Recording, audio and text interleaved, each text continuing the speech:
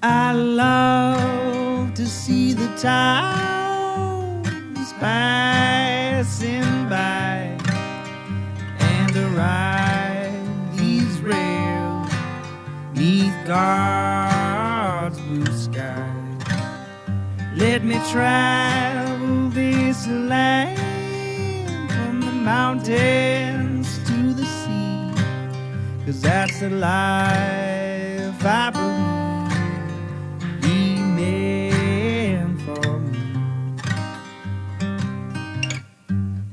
And when I'm gone and at my grave you stand, say God called home your rambling man.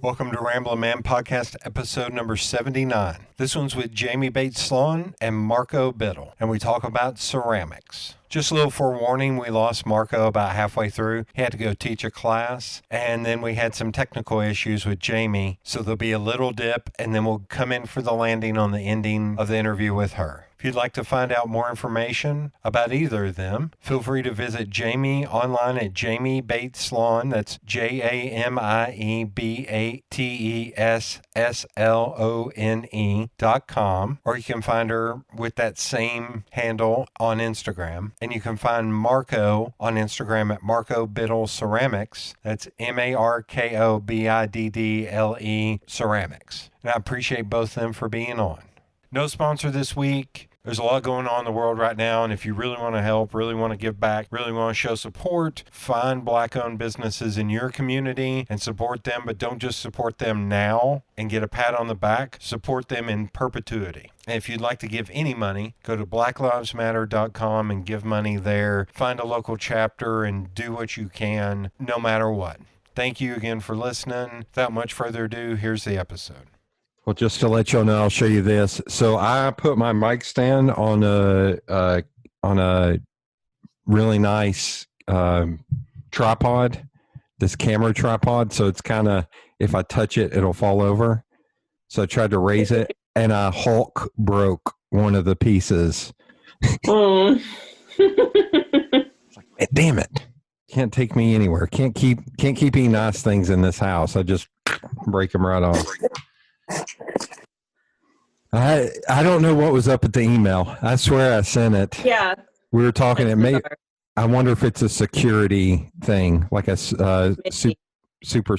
You'll get it 3 days from now. So did you? This may be a stupid question because I know y'all were in separate studios. Did you all meet at Aramont too? Yeah. Yeah. Okay. Yeah. No, we didn't get to know each other very well, though, because, we were in separate studios. There was, two different worlds. It feels like it was so long ago, doesn't it? It feels like it was, 3 years ago. It feels like it was a few years ago, for sure. And it's crazy to think that was just January. Mid-January, too. Or early January, whatever. It did. It feels like last year. Like I keep looking at stuff. I'm like, well, that was last year. I was like, no. Yeah. That was this year. If they were to bring Pentaculum back again, it would almost be interesting to invite the same group of artists over just to see and to have a redo now that we've all of those different, and I think all of us would approach it in a much different way. So. Yeah. Had you all been to things like that? Sort of. Yeah, I've done a few artisan by artist residencies, so they're pretty similar. Those though, you're usually going with. Well, I mean, I did one at Watershed last summer. Yeah, and it was a lot of fun. We went with a group. Well. It's a group I used to be part of, but we're kind of disbanded because of the pandemic. Everybody just got too busy with their lives. But I was part of a ceramic sculpture culture. It's ceramic sculpture collective. We changed the name. But it's a ceramic sculpture collective. But yeah, so we went there with Watershed with that group, and then we had a bunch of people who kind of applied to be part of it as well. And Jody, I keep talking about Watershed like you know what it is. I'm just, I don't know if you know anything about people get into their little bubbles. what is it? Improv. I listen to so many comedy podcasts. I'm just yes and. So I'm sure Marco must be familiar, but so Watershed is a ceramic residency located in Newcastle, Maine. So it's really off the grid, and it's like on this like basically it's not on a farm, but it's right next door to a farm where they get all of their produce and food and everything like that. So it's like this like wholesome experience where you go like hang out in the woods and sleep in a cabin for 2 weeks, and you're fed the whole time, just like at Aramon. But yeah, so I've done that, and I did one at in Red Lodge Clay Center in Red Lodge, Montana too. They're a lot of fun. It's a lot of fun to get to know people, but also like get to make work without any kind of, pressure. Yeah. So you're just there for a couple weeks or a week, and it's just like make what you can and enjoy yourself. How about you, Marco? Yeah. I've been on the more administrative side of it. I've done where organizing and running them. So Pentaculum for me, that was actually the first time where I got to sort of just sit back and enjoy, which, the first few days I found like I couldn't even relax because I had such a small window of time to make. It was interesting to see a lot of the studio artists really used it like to recharge socially with their peers. And a lot of the teachers, we were like those first few days trying to like get as much made as possible, just because I think art making time is a lot more limited. And we see people all the time. So it's like trading off those types of things. But it was a thoroughly enjoyable thing just to participate and not have to worry about all those problems.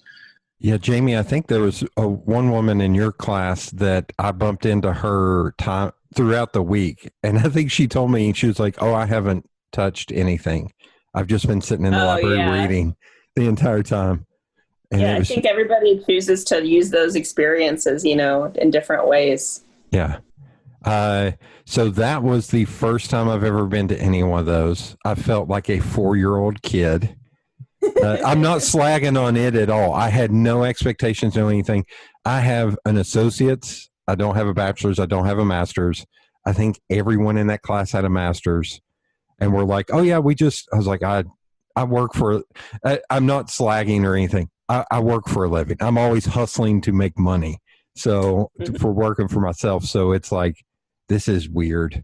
All I brought was this stupid paper to cut up. I don't know what I'm doing. Like I felt like so to Marco's point, I was like, I kind of want to do over because I feel like such an asshole for not doing. Finally, one day I asked one of the people, I was like, can you teach me screen printing? Because I haven't done it since high school.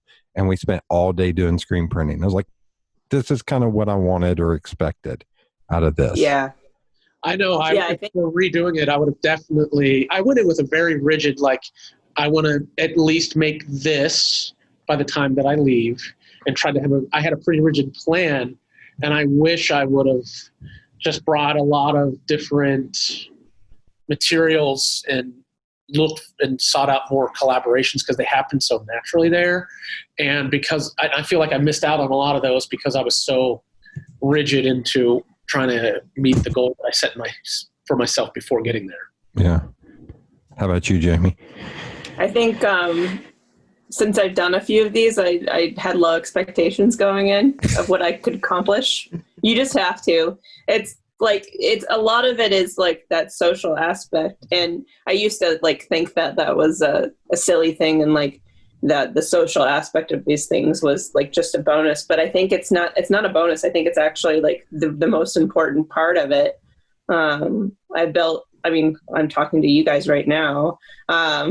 We've built relationships with like so many people, and as a, since I teach at a university, it was really important for me to like network with other university professors so I could hook future students up with going to graduate school and things like that. And then like we developed other opportunities with Aeromont for students. And so it was huge. Like it was like I proposed it to the university because they paid for it. Like this will help me. This will, help the school. This will get, networking. And they love hearing that. But it's true. Like that's like the conversations you have with people. I think that's super important. And then going in with like an open mind about like what you will be able to accomplish, and kind of just allowing like that whole process to really feed new ideas. Like I went into Pentaculum with just thinking, I'm not going to leave with anything finished. Cause like, I was like, all I want to do is make large scale sculpture. I don't want to make any of my functional stuff while I'm here. And so I was like, I'm just going to sculpt with no preconceived ideas of what I'm going to do with it afterwards. Right. So it was really freeing to kind of just play for a little bit, because I don't get that opportunity very much, because I have to be very deliberate. Like Marco was saying, like you have to be very deliberate about like your time in the studio when you're teaching too, because there's not that room for play anymore. It's like that little like window gets removed whenever you have like so many responsibilities. Yeah. So you have to like find those windows where you can. And I think that's what Pentaculum and like these other small short-term residencies can be for people. And you can go walk up and down the strip in Gatlinburg and get drunk at multiple moonshine distilleries. I loved it. It was like I was like a kid at a candy shop there. I was like, oh wait, like I can like spend time in the studio and then just go like be a grown-up child, like out, on the streets. I had like, honestly, like that experience could not have started off 2020 in a better way. Cause like, I think if I didn't have Pentaculum to start 2020 out, I would have been like, oh, at least I had that. It was what, so Marco, I know you've been down here before. Had you ever been to Gatlinburg? And Jamie, had you ever been to East Tennessee or Gatlinburg before? No, this is my first time. And Marco, had you ever been to Gatlinburg? Yeah. Specifically, I'd been to Airmont a few times, and Gatlinburg as like a tourist separate from Airmont once or twice. So, yeah. So it's weird. Like when I was a kid growing up, it was not like that. Like the only two, I think, corporate companies that were on the strip were McDonald's and Shoney's. I think everything else was independently owned. And a lot of it was, some of it was like handmade stuff, like bracelets, woven bracelets and that. But then there were a lot of stores that were like just tchotchkes from mass-produced plastic crap from China. But it was a lot more kitschy and home feeling. So seeing it now with like Starbucks, Jimmy John, all that shit, it's like, well, this all sucks. I was like, this is not what it used to be. The moonshine thing is hilarious because the guy, I can't remember if I told you this, but the guy I used to buy my moonshine off of was Dandridge, which is a neighboring city. And he built his still on top of a mountain and ran PVC pipe all the way down the mountain and had a tap where he just turned it on and poured moonshine into a jar. And that guy quit because he was always 2 or 3 people removed from whomever he sold it to. And somebody showed up at his house and was like, hey, I'd like to buy some moonshine. He's like, I'm out.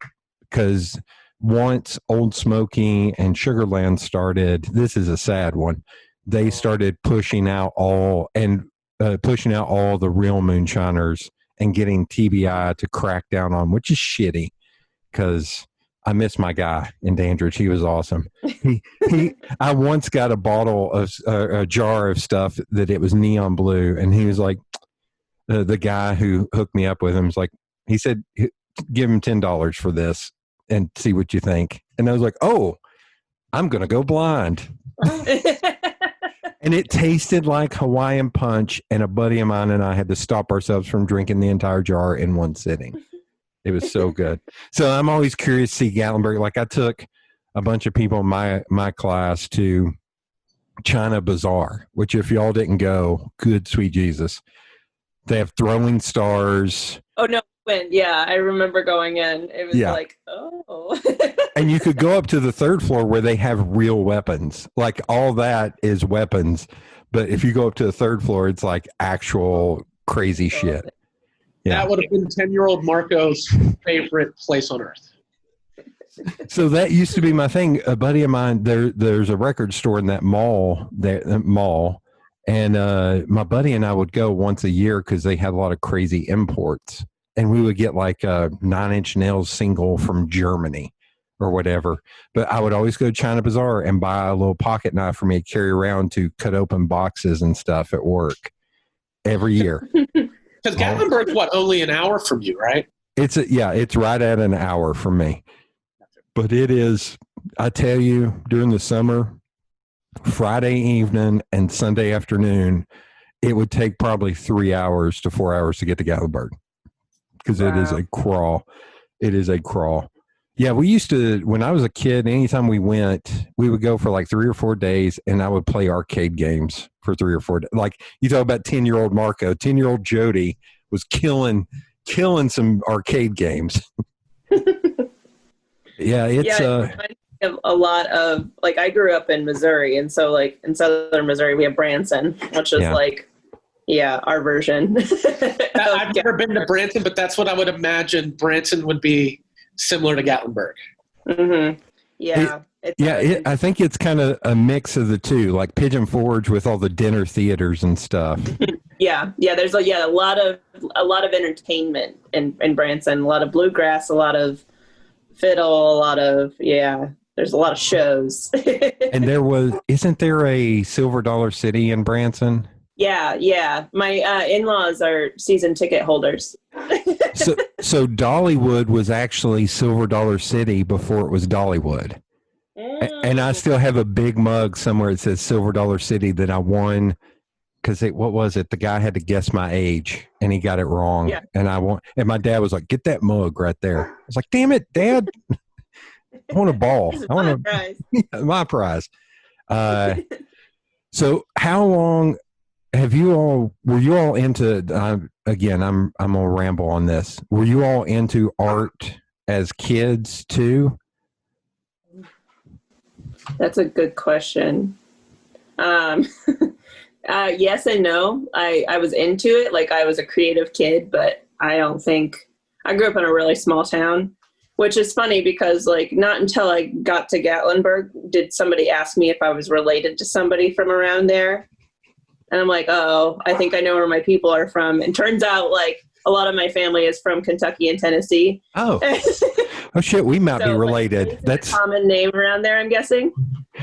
Yeah, my family is Eastern Kentucky, all the London, Corbin, Hazard County area. That's wild. Yeah, because I just recently did a DNA test thing and found out that, like, most of my family migrated to there and then from there to other places in the country. So, that's awesome.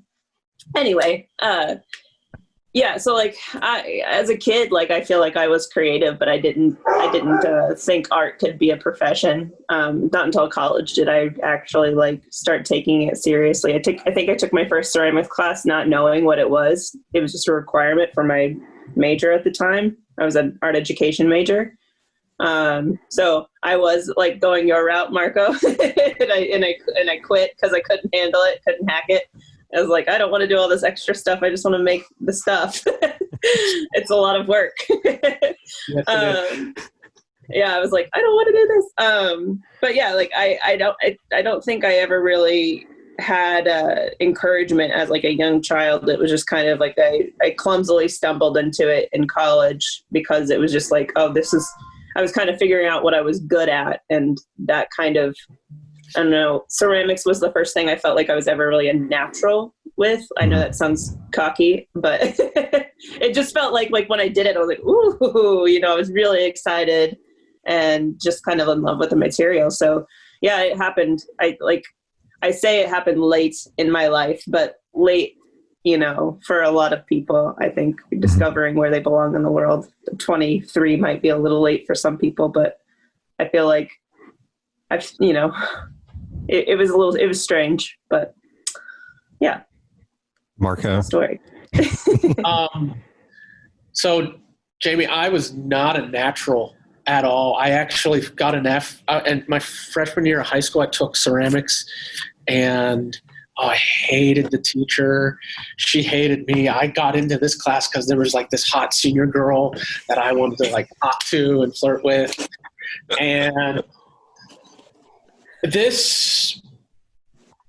I swear I was sculpting with wearing boxing gloves. Like my hands, and what I wanted to do in my mind was like way over there. And what my hands could do was completely a whole journey apart. So I didn't want to work with clay ever again. But when I wanted to do art education, I knew I had to, because if not, I would shortchange students, because you can be like a general art teacher, and one of the things is you have to have like one of the requirements is at least one project in clay, stuff like that. So I was like, oh, okay.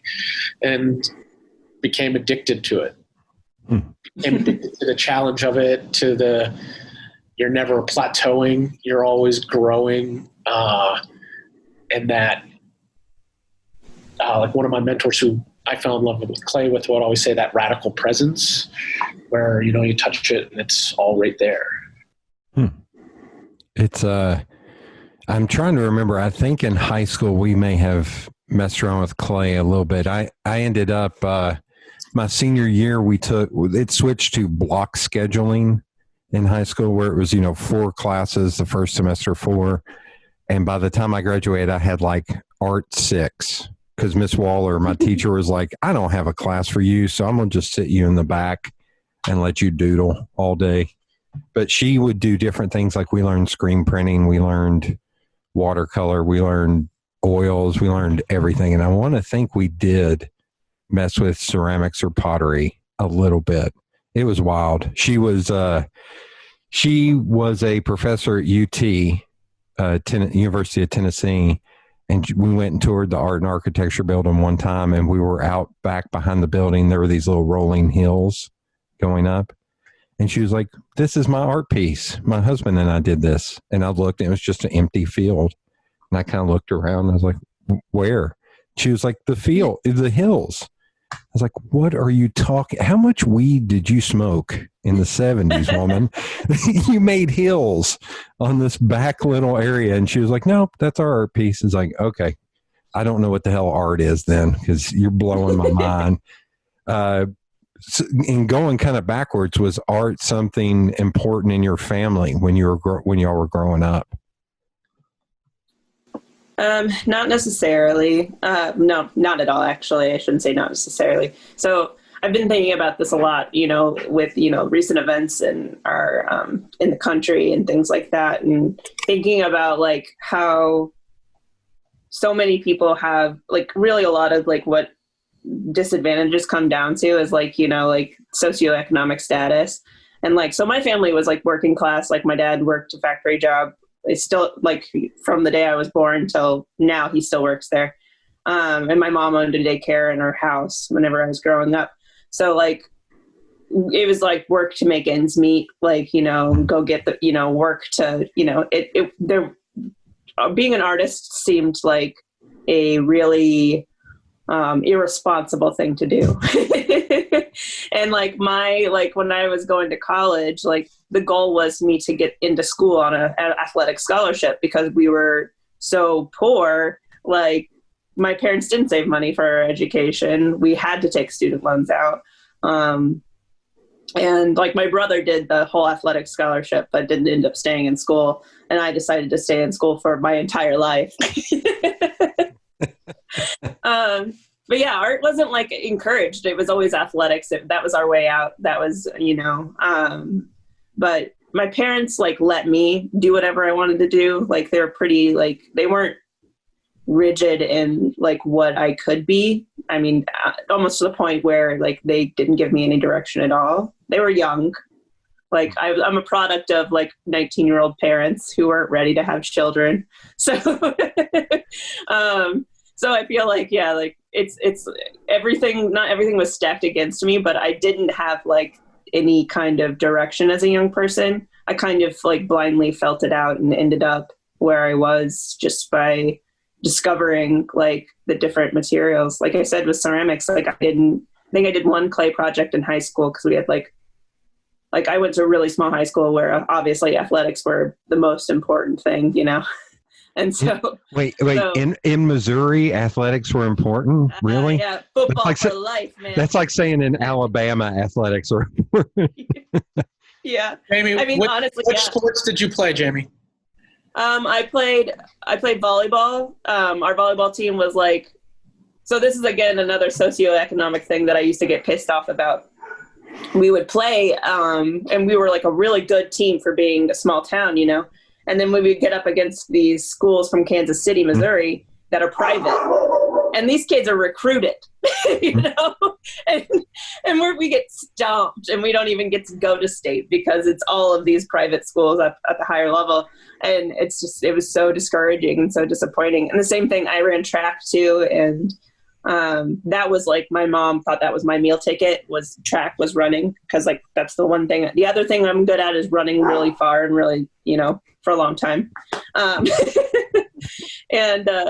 So yeah, it's interesting to kind of see how that like plays into a lot of things. Like I look back at my career in ceramics and that because of like I'm not saying like they're roadblocks, but my lack of exposure to what is possible in art. And growing up an hour from Kansas City, I didn't know KCAI even existed. I had never even been to the Nelson Atkins Museum. And like we went to the Kansas City all the time. It's just that we were visiting family or, you know, things like that. It just wasn't important. So yeah, it's just interesting, like to think about like how you end up where you're at and how comparing your journey, you know, comparing that to other people who maybe had like that trajectory of their parents knew where the good art school was and they were both educated and everything was kind of set up just right for these people. And then kind of seeing like how messy my journey was and how a lot of it was just a lot of self-discovery because I didn't have anybody there helping me along the way. Yeah, it's interesting to see. How about you, Marco? Well, I had so many more questions just hearing that story. So I grew up in what would be PC Way would be a broken home, very poor inner city of Pittsburgh. And so the arts weren't encouraged or anything like that. So any art making truly was sort of like stumbling on to things. So like stumbling on to street art as a kid or, you know, just drawing cartoons with pencils and paper because that would be the one thing that poor kids could get in an abundance at school would be pencils, pens, and paper. So that was because I was dyslexic and had a lot of like learning disabilities as a kid. Like I didn't learn how to write letters. I drew them and then just kept drawing. So I was good at drawing as a kid, but not much else. So really the only in the neighborhood that I grew up in, really, your only artistic profession would be doing tattoos. You'd make a living doing tattoos, but I can't see the sight of other people's blood. So that went out the window for me very quickly as a kid. This one I would like faint. My bone could be sticking out of my arm, I'm fine. Your bone sticking out of your arm, I'm going to faint. I want to see that SNL sketch of the tattoo artist who can't stand the sight of the blood, like It's just like, and then just passing out. That's what I want to see. Well, that's why. So a little backstory, same thing. Like my dad was a truck driver. My mom worked for the phone company. Super poor growing up. I talk about that art class and that art teacher, but have you ever heard the stories about like, people only make it because of certain people in their life at a certain time. Like they say, like Bill Gates, if he had been born 6 months later or 6 months earlier, we may not have personal computers that we have now. It's all about time. And I feel that a lot with like my life, because my high school was like, I saw a gun on the first day, a bad drug deal gone down. Here we are 20 something years later, and 3/4 of my graduating class is dead in prison or has done prison time. Like, it was cops up there all the time. And with my parents, it was, art was not a thing. Us talking about this made me realize, I was like, I need to get new art for my parents' house, because they have the same shitty pieces up on their wall that with the shitty gold frames that they probably bought at Kmart of a cat and what looks like an urn that cremated remnants would be in, and that's over their mantle place. I was like, I need to change that, damn it. But yeah, I am the only artist in my family, and it's kind of wild. Like, but my parents were really, I was fortunate in that they were supportive, in that, like, to a point. They were like, Jody's just going to do his own thing. He'll figure it out. If not, he'll work at Taco Bell or something. Although for years, it was funny. My dad was pretty brutal on me growing up, like pretty rough. Never hit me or anything, but was very tough love. It was the thing I love. He's 6. I know it's hard to imagine. He's a big guy too. He's 6'4". And he would always tell me growing up, he'd be like, boy, you'll never be bigger than me. Boy, you'll never be bigger than me. Boy, you may be bigger than me. I can still whoop your ass. Yes, sir. Yes, sir. Like, that's Dad in a nutshell. Like, and yeah, that sounds like growing up in, like, not too far from growing up in rural Missouri. Yeah. Yeah. But he, it took him a long time to kind of respect me, I guess, as somebody who had a job. And it took till I actually had a design job working for a company. And that was when he was like, all right, he'll be all right. Like, but I was like 20. Yeah. I don't think my family took what I do seriously until I got my teaching position here at OU 3 years ago. Well, and it's kind of funny, because I hear from all these other people around town, it's like, man, your dad is really proud of you. He keeps handing out your business card to everybody. He's like, he ain't said shit to me, damn it. Yeah. That's what I want for Christmas, Dad. No, I'm just kidding. Just say the words. Just say it. No, that's the Hallmark movie moment. Just say the words, Dad. Just say the words. Yeah, I think it's interesting, because, you know, I've been thinking a lot about this, and being and teaching at a university where there's a lot of disparity between students. We have, you know, we have a lot of students on campus. I don't see them as much because they're not art majors that are very wealthy. Yeah. A lot of oil money, you know. So, so there's that, but then, like, most of my students are, you know, either lower income or, you know, barely getting by. I've got, like, a non-traditional student that's a vet. I've got, you know, I don't know. It's just, like, such a diverse group of students that are coming from so many different areas. And I had a colleague that was being really tough on one of my students about, like, her writing skills, right? And I was like, look, you have to understand that she was educated in the Oklahoma school system, which is the worst in the country. You know, in Oklahoma City, like, we are known for having terrible education. And I was like, you can't fault her on that. Like, yes, she can go to the writing center, but you got to give her a little bit of time to learn how to be a better writer. Like, she didn't learn that, you know, in high school. A lot of these kids aren't learning those things. They're just being pushed through. And I think, you know, that's where, like, the problems lie. We have these expectations for our kids whenever they come in, and oftentimes they're way too high. Like, we can't, like, one size does not fit all with them, you know? And, like, I always get I get students that remind me a lot of myself. Like, they'll come in, like, they were, like, the big fish in a small pond in their high school, and, like, the awesome artist. And they come and they're amongst all of these other awesome artists, the best, you know, from their high school. And they just totally shrivel and shrink because they just don't, like they were praised for drawing something really simple, whenever they were at home. But when they came here, it was just like, whoa, it's a whole new world. I mean, I remember taking my first drawing class and they gave us our materials list and I didn't know what charcoal was because like Marco was saying, all we had was pencil and paper. like what else do you need? Yeah. And maybe some erasers.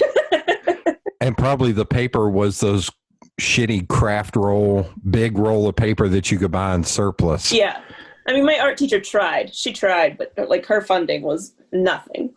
And I remember like it being a thing whenever I was there or in high school, like funding was being cut like as we were like in school. I remember them talking about like cutting our music programs and cutting more of like everything. I think the only reason why the marching band is still going is because it supports the football team.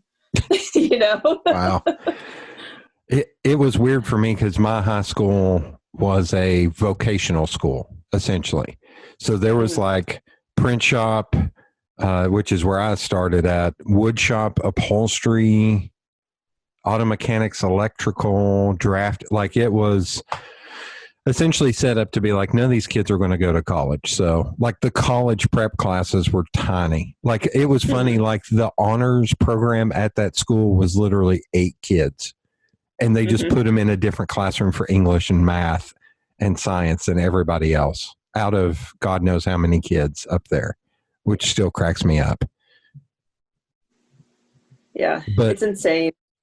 Marco, because I know where you're teaching now. So how do you... the private school that would beat Jamie's high school at statewide company. My nemesis. Yeah, that's that equivalent. I'm the poor kid teaching rich kids. Yeah.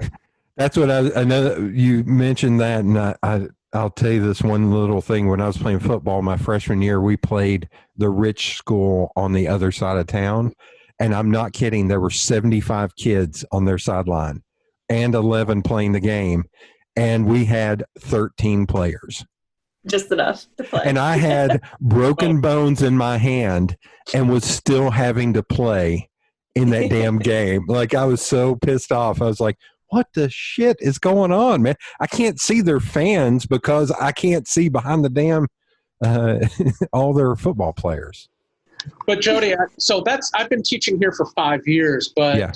I had I've taught poor inner city schools. I taught the school district that I graduated from. And I've had very, very affluent suburban school districts in Philadelphia suburbs. And country kids. So I feel like I've had like inner city, rural, poor, working class throughout my years now. And it's funny, like poor kids have their problems. Rich kids have their problems too. Yeah. Like their parents not here because they're busy doing these surgeries or being flown here to teach this.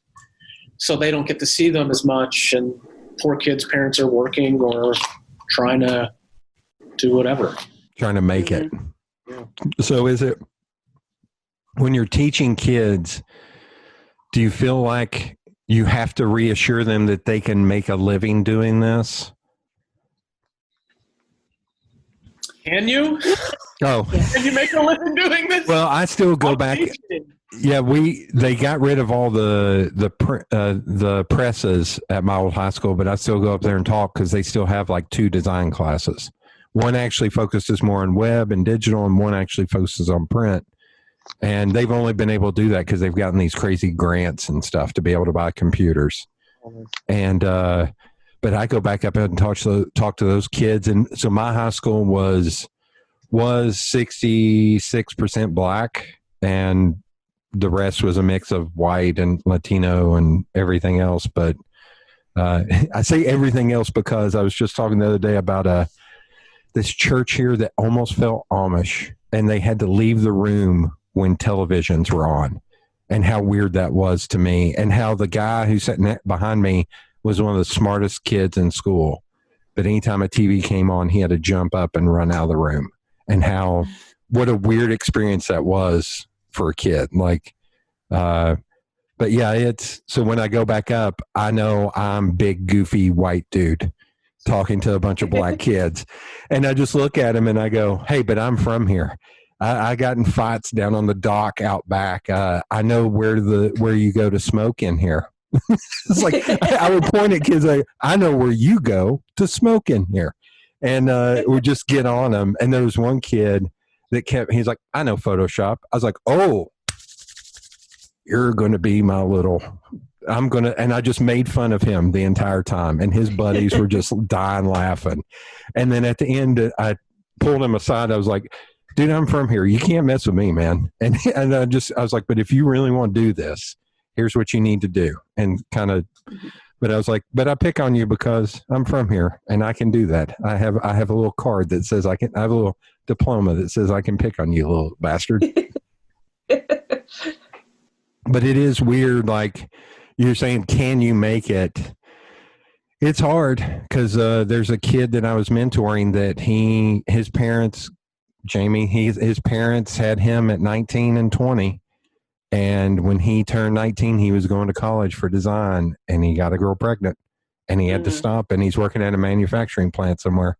And it bums me out because he's a really talented kid, but he's got two kids now. It's crazy. Like I learned what not to do from my parents. Like I saw, like, I'm not saying they raised me poorly, but it was messy. They were kids raising kids. Yeah. And they were not ready for it, and it was, yeah, I'm just like imagining if I like at the age of 30, like I'm 35, I don't have any children, but if I were like in the same position as my mother, I would have a 16-year-old right now. And yeah, that is insane to me, and I remember like I was in college when my parents had their 40th birthday parties. And it's insane to think about. And I think like watching my parents like raising me and, watching how difficult it was to make ends meet and just, and I, I'm not saying that my parents' priorities were all in the wrong place, but there was like, again, like a heavy focus on like my brother and I getting out of Cameron on athletic scholarships. Like for some reason, academics were not encouraged, even though I could name every bone in the body by the age of like 10, they just used it as a fun party trick. They would take me to parties and be like, point to a part of your body and let Jamie name it. Like, I was like, I'm really actually smart. I'm not here just to be entertainment. But yeah, it was interesting. I just remember like growing up and being like, I am not going to get pregnant when I'm young. And now I'm 35. I'm like, okay, maybe I should start thinking about having a kid sometime. Well, and I put it off that long. We're talking, Marco, how old were you when you had your daughter? Jamie, I was 15. Damn. Yeah. So Jocelyn, my daughter's 22. She graduated from college this past May. And I was 15. Her mom was 19. Yeah. But I'm an empty nester now. Yeah. That's what my parents always said. Like, we got to party after you, like, we were like well into our 40s, Like, we got to enjoy our life after you left. Oh my God. But I guess like the best part of COVID for me was my daughter, she lost essentially lost her final semester of her senior year of undergrad, but I got to spend all that time with her. She came and hung out with me and we got all this extra time that, the last 4 years while she was attending college, she was so busy doing stuff and trying to make ends meet because she knew I couldn't pay for this or that.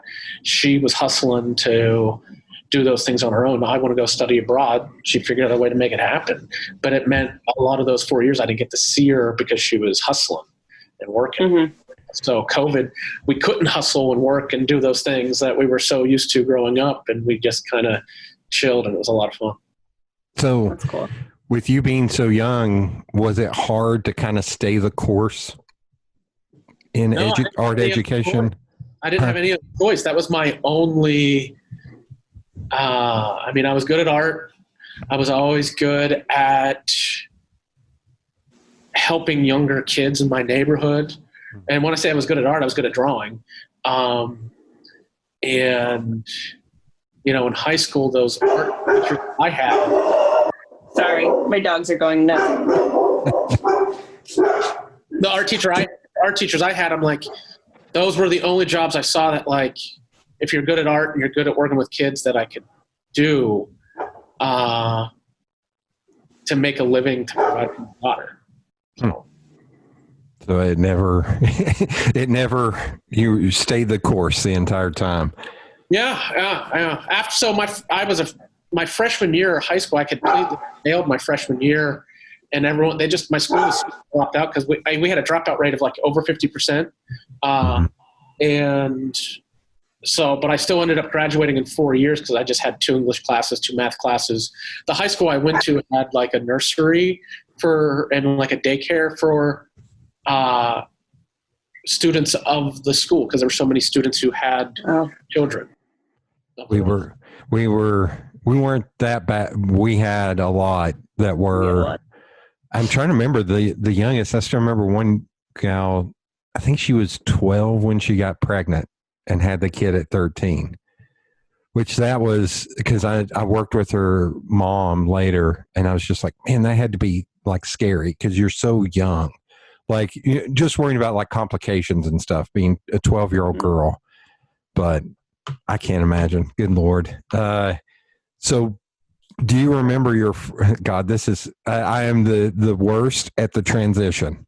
So this is going to sound like I made some weird edit point when anybody's listening at home. Do you remember your first experience with ceramics or pottery? Like the first time? Oh. I'm trying to like remember the very first time. Like I can remember whenever I read. What was that? I have my very first thing here somewhere.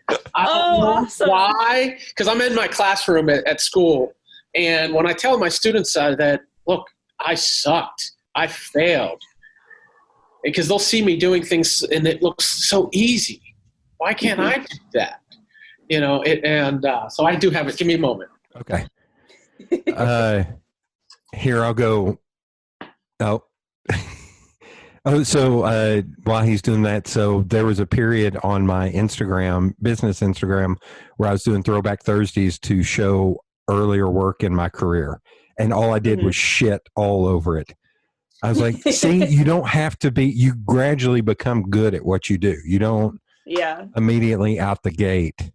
And I see that in my field with a lot of kids, because you have websites like Creative Market where you can buy a template. And there's a person I know that bought a template for a website, submitted it, and won an award. And I was like, no, that's not how any of this shit works, man. Yeah. Oh, did you find it? Yeah. But it's not that visually it won't help, but I could describe, so I could show you all. Okay. So one of those first assignments is always a pinch pot, right? Because it doesn't really require any tools and things like that. And you're supposed to get your clay and you're supposed to wedge it, get it to be homogenized, and then just work with your hands and let the clay respond. And you set it down, pick it back up.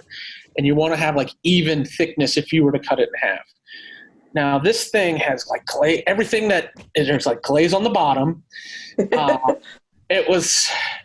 It eventually did break in half, and there's like red clay mixed with white. It's like 3 times as thick on the bottom. This thing was a brick, and this thing fell like 10 feet off a shelf once and still just barely broke.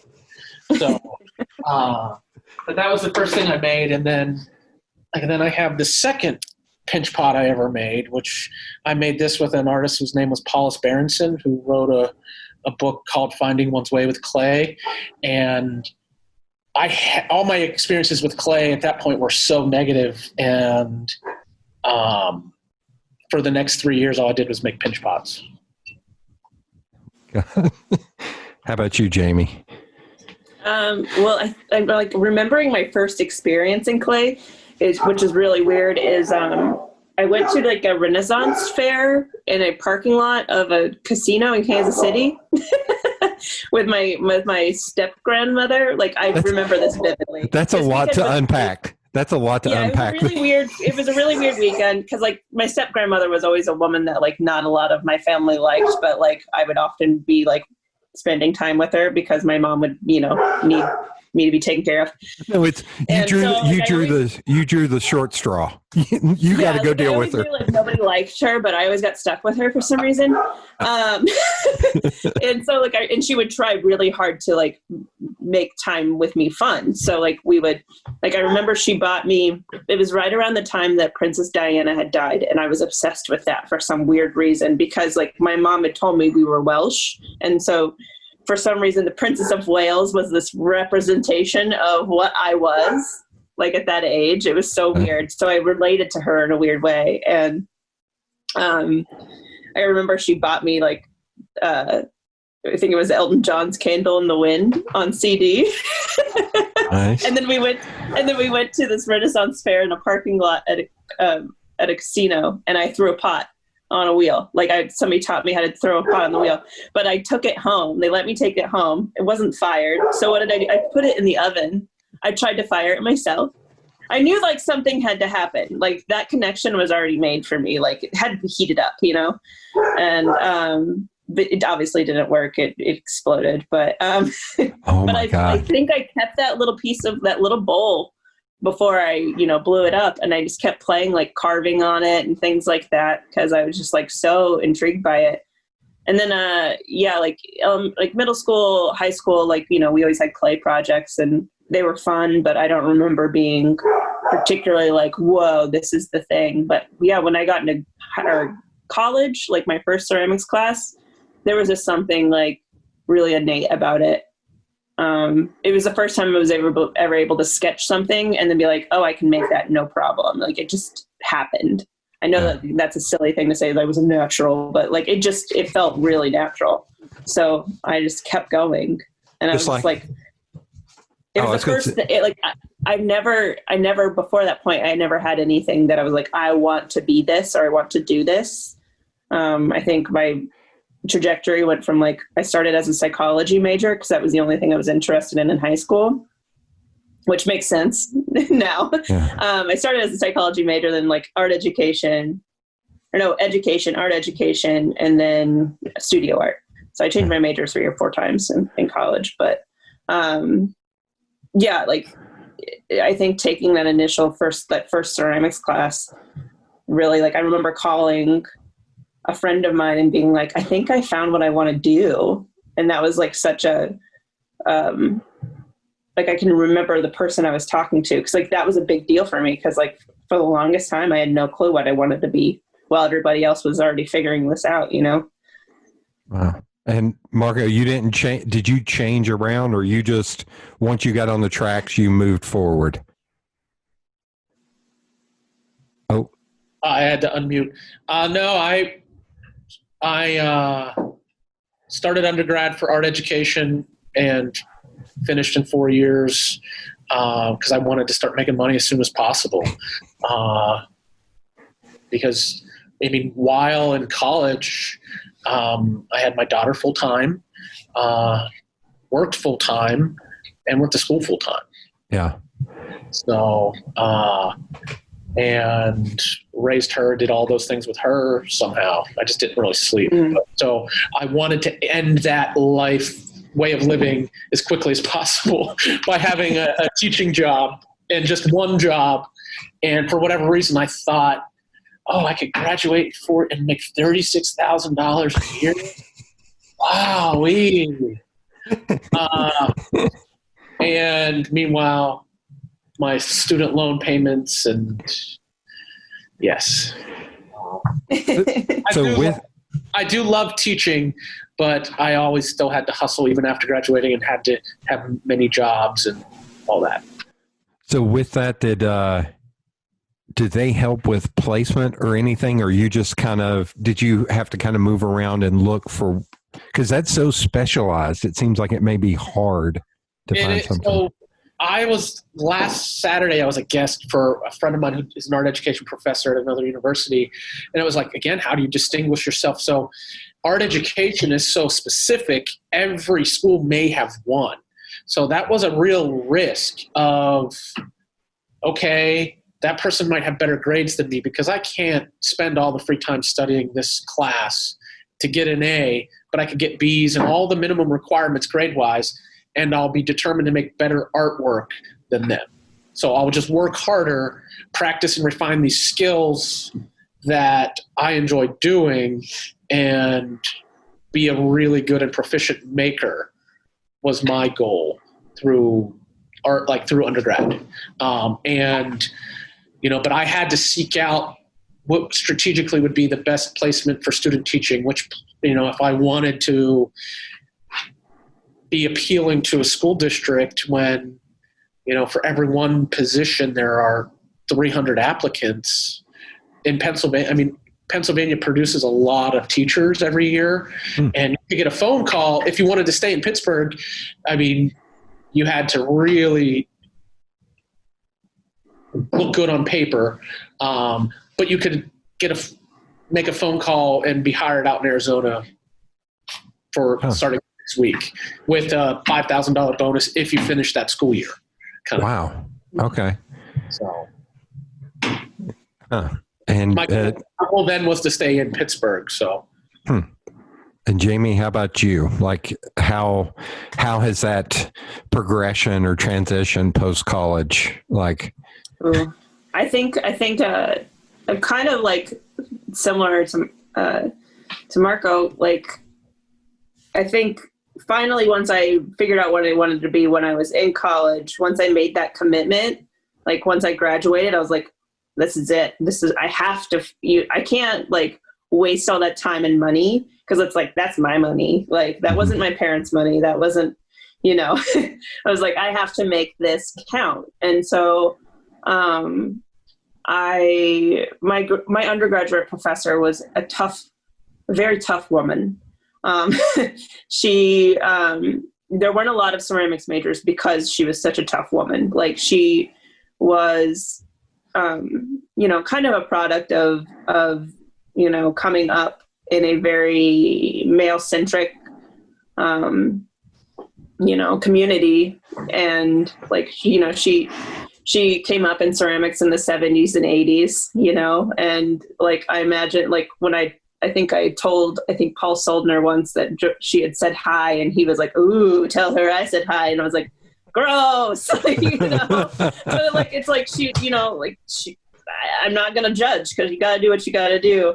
yeah. And she was just like a party animal too, which I loved her for that. But she was tough. She was really tough. And you had to, like, you know, figure out what you were going to do. And at one point she just looked at me and she goes, "You need to apply to grad school." And I said, and again, like, I didn't know grad school was an option. Didn't even know what grad school was. Like, I was fucking clueless.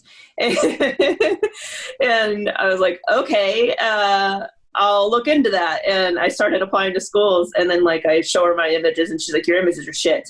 And I was like, help me. I don't know what I'm doing. Like, she just like was really good at telling me what I was doing wrong, but not like, you know, pushing me to, you know, helping me to make it better. Right. So, I think that's what was really interesting, was like that journey. Like, oh, like after that, I was like, okay, she told me I had to go to grad school. So I went to grad school. Check. And after grad school, again, it was that idea of like, oh, I'm in too deep. And I think while I was in grad school, I really did find out I do love teaching. It's just at a different level, or maybe in a different setting. I don't know, but like it was different. Like, for some reason, teaching slightly older children, like, was my thing. So yeah, like, and it's hard. Like Marco was saying, like, when you're trying to figure out, like, when we were younger, or when I was younger, I didn't know if this was going to work out, you know, like, I didn't know if I was going to end up where I am now, but, I was going to try really, really hard, because I invested so much time and money, into my education, that I was going to make it work regardless. But I think like a lot of students are a little delusional. They, like, especially in college, they think, well, I make something, so therefore it's going to sell and I'm going to make money off of it. I had a student one time like, well, I can like pay for this by like just making a couple paintings and selling them. And I'm like, You make it sound so easy. Okay, make those paintings and just sell them.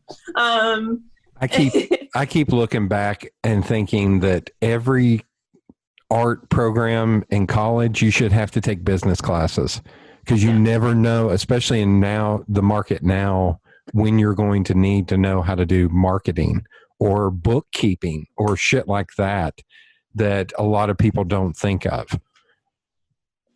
Yeah, we actually teach a course here called The Business of Art. Right now we have, so it's alternated between faculty who teach it, because we all have our different ways of working in the art world or market. So right now we have a professor that's teaching it that specifically deals with like commission work, public work, and things like that. And I think, and I'm going to be teaching it next year. And then now I'm going to be coming in and being like we're going to start learning how to sell our work online.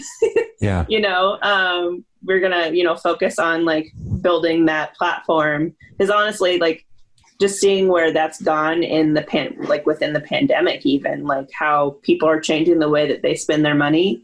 They're buying more thoughtful objects and things that they want to live with, because they have to live with them now.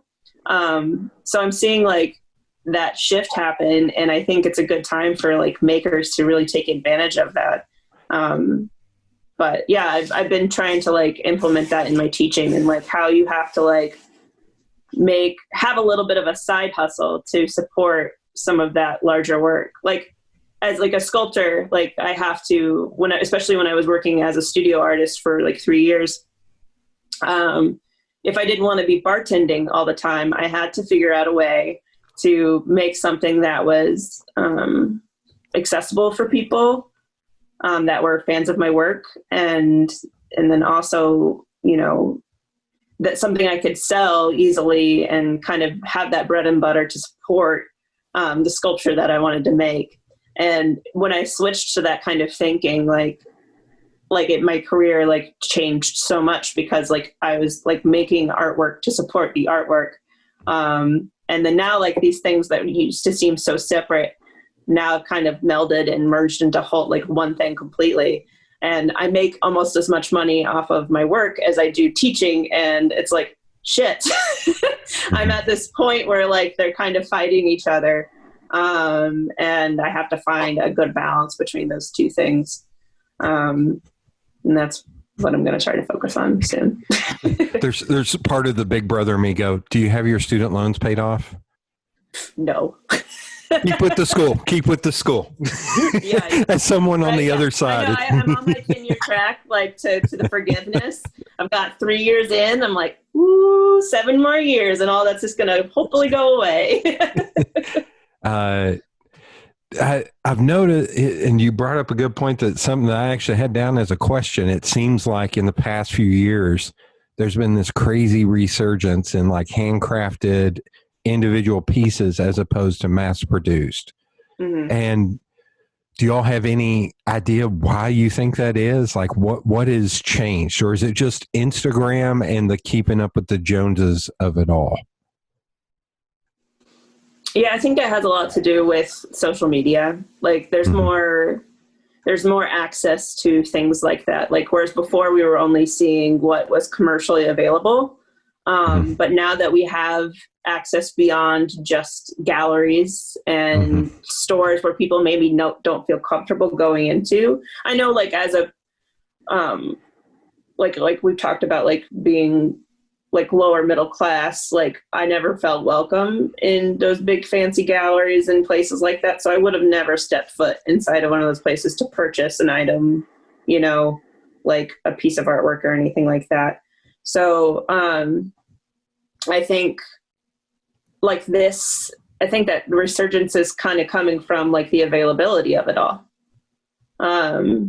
Like you can like pull open your phone and like just type in #ceramics and you can go shopping, right? Yeah. That never happened before. Like people could go to the local galleries and shops and things like that. And like that does happen in like smaller communities. Like you'll hear about like potters in North Carolina who have their studios set up to where they're like the little shops, and The work's affordable, and that's their goal. And that exists out there, but not to the masses, right? But now, like, that exposure is, worldwide. And I have people buying work from Australia, Switzerland, all over the world. Like, that would never happen here for me. Yeah. With any number of galleries. So I think it's great. And I'm curious, Marko, from your perspective, do you think it's also because you're teaching in a high school and you have a bunch of kids, do you think it's also maybe exposing to kids earlier something that can be more unique to them? Mm-hmm. I'm sorry. I had one of those side hustles. In about 2 minutes, I have kids coming in to do like private lessons. Okay. So I have to run, but so I'm sorry. No problem. No problem. I gotta go. Yeah. All right. Bye, guys. Thanks. Bye, Marko. Jamie, can you stay on for a few minutes? Yeah. Okay. I don't have anything to do. I didn't think about it. I was like, man, I should have probably put in there. I was like, I kind of like it to be open-ended so we can just chat.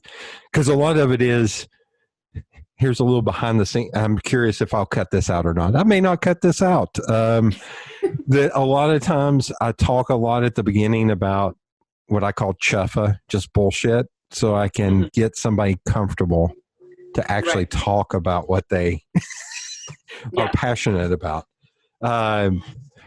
This is a very stupid question, but I'm curious because of what I saw at Aramont. Is there a clear line of delineation on ceramics versus pottery? Because like Marko's classes were very much like we're making mugs, we're throwing plates, we're doing all that, whereas you all were doing something a lot more artistic.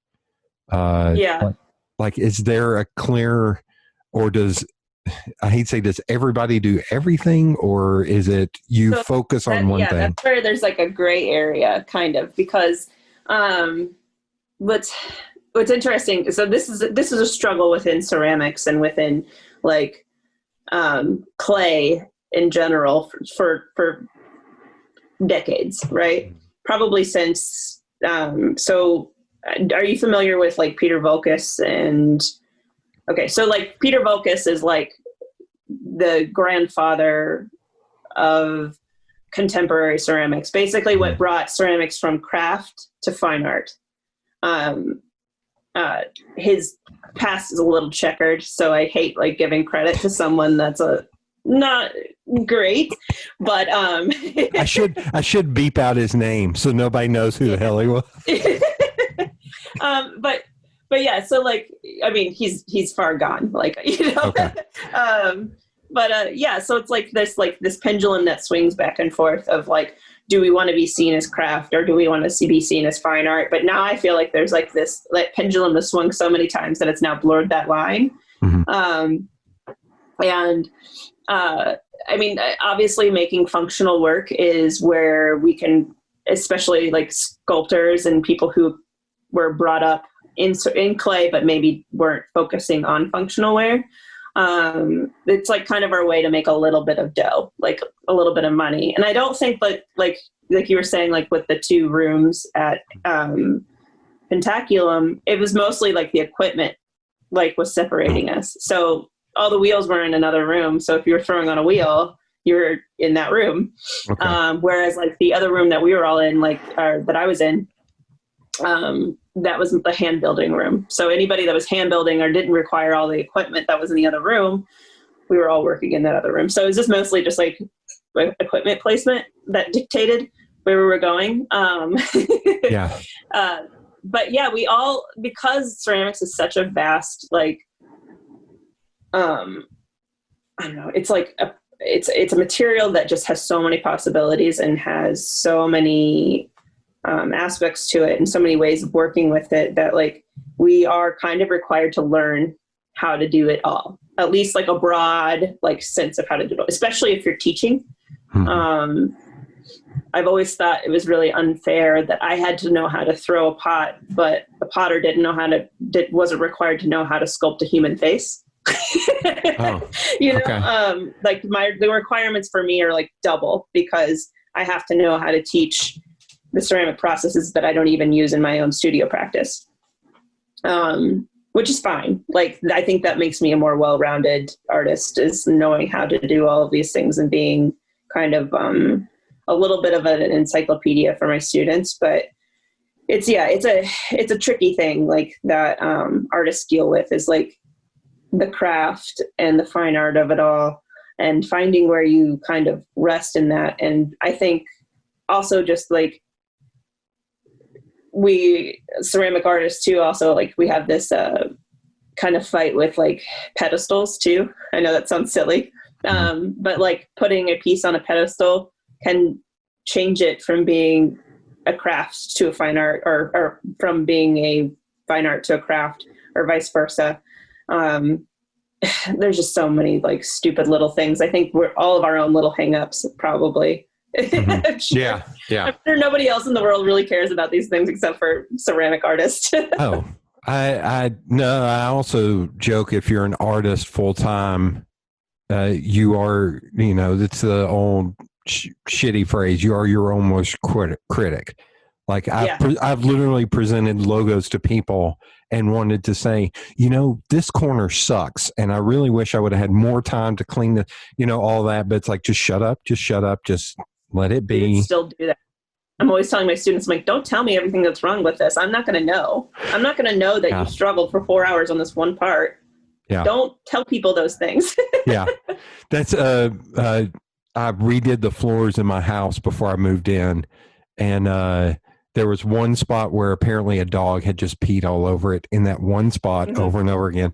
And it was still soft. Like, it was still rough.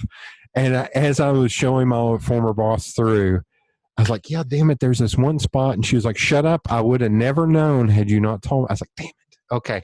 Yeah. No, never tell those little weird things. Never divulge your weaknesses. Yeah. So when it comes to, could it also be, do you think a little bit too, the difference is like someone like you may be good at making, I hate to say art versus commerce, but there are people like, let's say Marco, I'm going to just use an example. He was like, I'm really good at making plates or mugs. And then it's almost like discipline too. Can be discipline driven. Yeah, too. I think that's the truth. Is like that, like within the one discipline, there are like two sects of that. Like you have ceramic sculpture and you have functional ceramics. Those things can kind of start to meld and get a little cloudy. You'll see like vessel makers that make vessels that are not usable in any kind of way. They more function like a sculpture. And then you'll see like sculptors, like whenever I'm making functional work, like I'm making it like I'm sculpting. I'm pinch forming on my cups. I'm not throwing them on the wheel. I'm using really rudimentary like techniques, and I'm physically sculpting into the surface. So like I'm still using my sculptural, ability, and like the way I sculpt, I'm still using it in a functional way.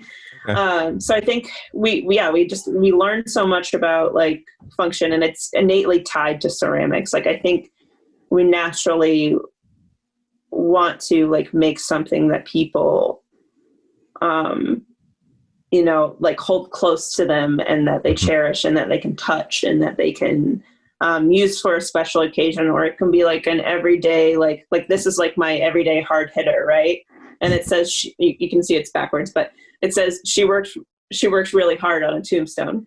And like, this is like what I carry around when I teach. Like, y'all know I'm killing myself for you, right? Yeah. Yeah. Like, I just want you to all know, but yeah, like that kind of thing, like people think about that whenever they're making their work. Like, do they want to make something, like, does this object, like, do I want it to be something that sits on a shelf and is never touched? Or do I want it to be something that like is, cherished and used every single day? It's such a weird thing. We have such a personal tie to the objects that we send out into the world. And it's really bizarre, like so much so that like whenever I send an order out, I like wait until they get it and hope that they like post on Instagram, because I want to see that they're excited about getting something that I sent Right. them, you know? Right. So, or if they don't, I'm like, what's wrong with it? You know? Not that it's going to be something awkward on a shelf that's like, I don't know how to dust that without breaking it. Yeah. I've got a lot of things like that around my house. Do you think also maybe something that lends itself towards that is, and I'm curious, is it the work you all do, it's mostly by hand, right? Like there's very little tool usage. Like you may, if you want to sculpt something, that's something I know very little about. So do you think it's 90-10 hand versus tool, or? Yes and no. Like personally for me, like I like to get my hands in it. I don't like to use molds. I don't like, people are always like, why don't you use molds to make your jewelry and things like that? I'm like, I've tried, and I end up spending just as much time going back and retooling everything. So it doesn't really make sense. So I just start with everything from scratch. But I mean, there are artists out there that, or ceramic artists out there that they're pretty much totally hands off, right? We've got artists that are using like ram presses to create work. Do you know, like it's like physically, like basically, it's a piece of equipment that's been around for like centuries, but not centuries, decades, not that old. But it's a commercially used piece of equipment, but artists have started employing it into their work. And so technology is playing a role in ceramics now too, where they're using ram presses and plaster molds to basically punch a plate form out in seconds. And it's like to the point where it's dry and ready to be put in a kiln almost like immediately. And then they're printing with clay, mold making, all kinds of stuff. There's like so many ways, like you can even remove yourself from like the hand and the material. It can, almost look as if it was machine made. So there's like so many things like you can do with the material itself. It's just like the possibilities are literally endless. Mm-hmm. And it's, so that's how they mass produce stuff, is making molds. And I've always been curious about that, because and I don't know if that's, and I know you'll know this growing up in Missouri, but it seems like such a hand produced thing that then when you go into Crate and Barrel or, someplace, and it's like, wait, how are there 30 of those and they all look exactly the same? They all have, to quote Fight Club, they all have the exact same imperfections in it. Like, that's all mold making and mass production. So there is actually a residency at Kohler, like Kohler, like they make toilet sinks and things like that. So they have a residency within the factory. So you can go work in clay, or you can work in their foundry, working with cast metals like cast iron, and I think it's mostly just cast iron and maybe brass.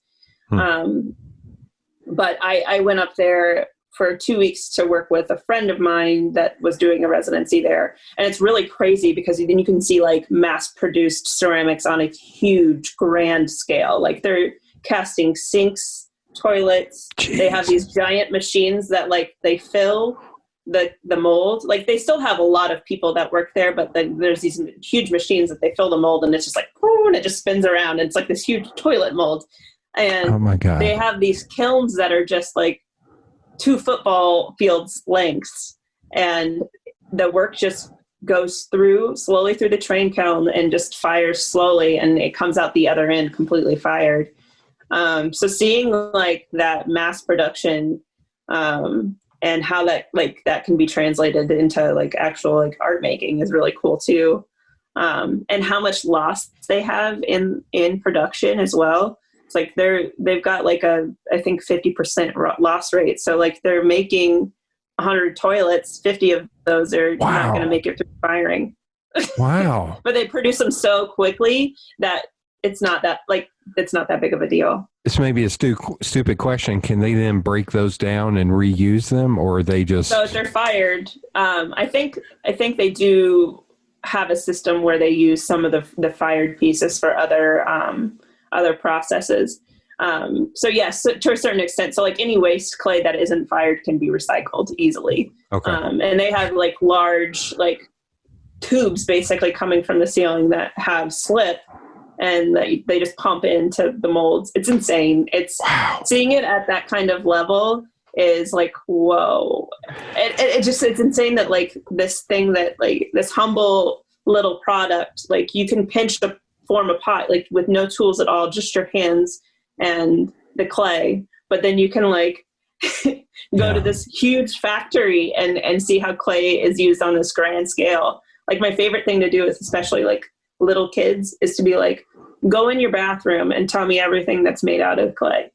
And they're like, nothing. And I'm like, the tile on in your shower, your toilet, your sink, even some of the pipes could possibly be made of clay, depending on how old your house is, you know? Yeah. It's such a utilitarian product and like such a, I don't know, a versatile, you know, material that like, it's hard to even wrap your brain around like how it's implemented in the world around you. Like even ceramics is like, I'm looking at my little space heater that's next to me, and it's a ceramic element space heater. It has ceramic components in it. Nice. And I think that ties into like how we teach our students, like what the possibilities are with the field you're in. Like ceramics, like you can fucking do anything. Like you can go model cars for Ford.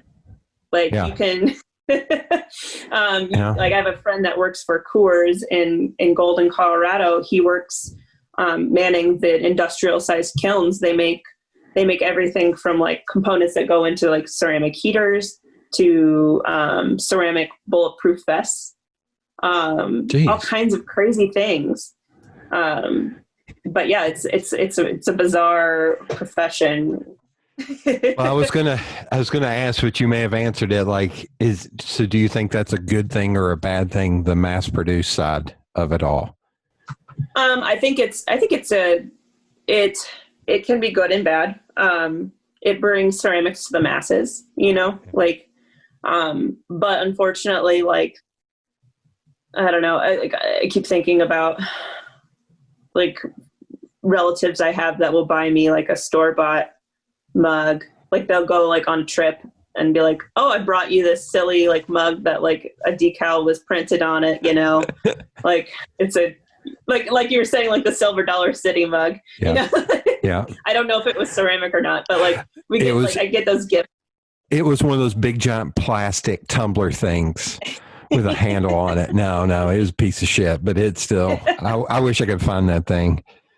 Before I forget, I was going to say, do you follow Fire Clay Tile on Instagram? I had to look them up. Don't know. I follow them because they do these videos where it's like oddly satisfying, like patterns and stuff. And it's, okay. So it could be good, could be bad, but it also could be getting some kid who can't do it on their own, you know, a job in ceramics. Right. Or I always look at like, they can take that job and do what they want to do on the side and on their own, like to be able to afford to do that. Yeah. I think that's what my goal is as a teacher, is to encourage them, like, to think about the possibilities. Like they come into ceramics, most students come into ceramics with an idea of what it is. Like, I think I came in, like, I didn't know what the word ceramics meant when I took it for the first time. I know that sounds stupid, but literally I had no, like, I knew it as clay. Yeah. Ceramics wasn't a word in my vocabulary. And so when I took it, I didn't have any preconceived notions of what I was going to be making in that class. I didn't have this idea of like, I'm going to go in there and make cups and bowls for Christmas for my family. A lot of students do go into those classes thinking that right off the bat. Like, this is what I'm going to make cups and bowls and plates. Like, their idea of what ceramics can be is just the functional aspect. So I really try to kind of blow the doors open for them, you know, like to see like what the possibilities are all the way across the board. But I think we've got like a really good, like here at OU, we've got a really well-rounded like group of faculty. Like obviously my focus is sculpture, and using like materials that aren't traditionally used in our field. Up until like probably a few years ago, we're kind of like poo-pooed on a little bit what they call cold finishes. It's just paint. Okay. I was going to say, because I've got a friend here. Yeah, if you ever make it here, I took Marco after Pentaculum came down to Knoxville because I had to take him to, he wanted to get Benton's Bacon, which was number one. Yeah. And, but I took him to this place called Jackie's Dream, which is hot chicken, which is my favorite restaurant in the world. And I am on the menu, damn it. So my name is on the menu. There's a dish named after me. And, but I took him, there's a place here called Mighty Mud, to where it's like two giant warehouses where people have their own subdivided little workrooms to do clay. Like, and they have kilns in the back and all that. And I took him and he was mind blown. He was like, this is just something that's in the middle. I was like, yeah, this is something. And they teach so many classes, and it's mass, and it's insane because it started as this one little building where 3 or 4 people were in the back and they sold some stuff up front. And now it's like, no, it's this huge, big deal thing now. But it's, I don't know. It's still, the one question I had when you were saying that, I was thinking about like some of your stuff, like the earrings and stuff, you do all that by hand. Like, it seems so small and intricate. Like, holy shit, man, like that. It shrinks a lot. So like a lot of people will say like, it's so tiny. I mean, it is small to begin with, but like the clay body itself that I use like shrinks like 18%. And so like the stuff becomes even smaller once it's completely and totally fired. But yeah, like it is small. It is a lot of like, you know, like the earrings start off about that big. So it just requires small tools, and patience.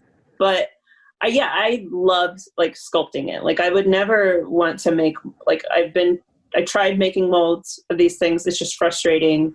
Just not the way my mind works. I love the tactility and like the fact that like each one of these pieces is uniquely its own, like from scratch. That's important to me for some reason. Like I said, for some reason, I don't know why. Oh, what you were saying, shit, that's why I apparently have not had enough coffee yet today. The reason why I was going down, the reason why I was going down the Mighty Mud path is I've got one friend of mine that she makes like plates and bowls and stuff, but she puts actual like photos.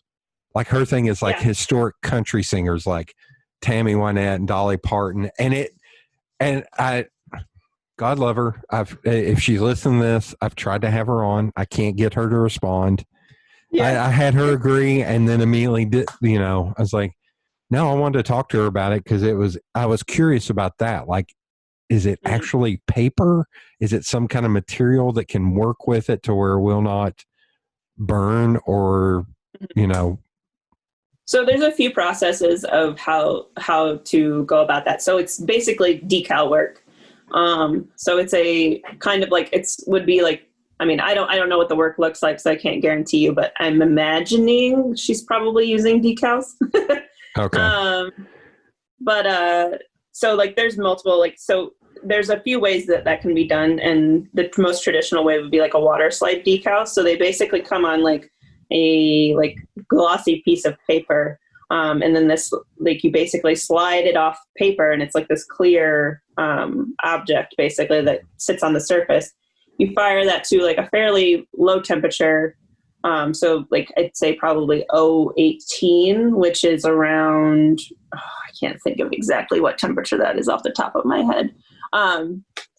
But basically what happens is like the colorants that are in that like paper basically adhere to the surface of the glaze. So it's like the glaze melts just enough for it to kind of like sink into the surface of it and become one with the cup. So, and it looks like it's mostly black and white. Yep. So that's iron. Yeah, those are iron transfers. Oh, yeah, okay. That's exactly what I was saying. So I had to really probably some of the easiest to get your hands on because you can print them on a laser, inkjet printer. Oh, okay.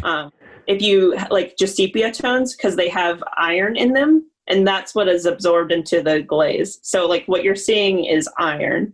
Okay. Like printed onto clay, basically. That's crazy. Okay. I know. Yeah, I had to deep dive because it looks like she's kind of stopped doing that, and now she's doing this more colorful.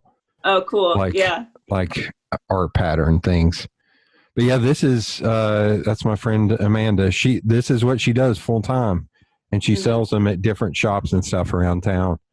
Yeah, I mean, smacking on like a famous person's image on something, it's like gold.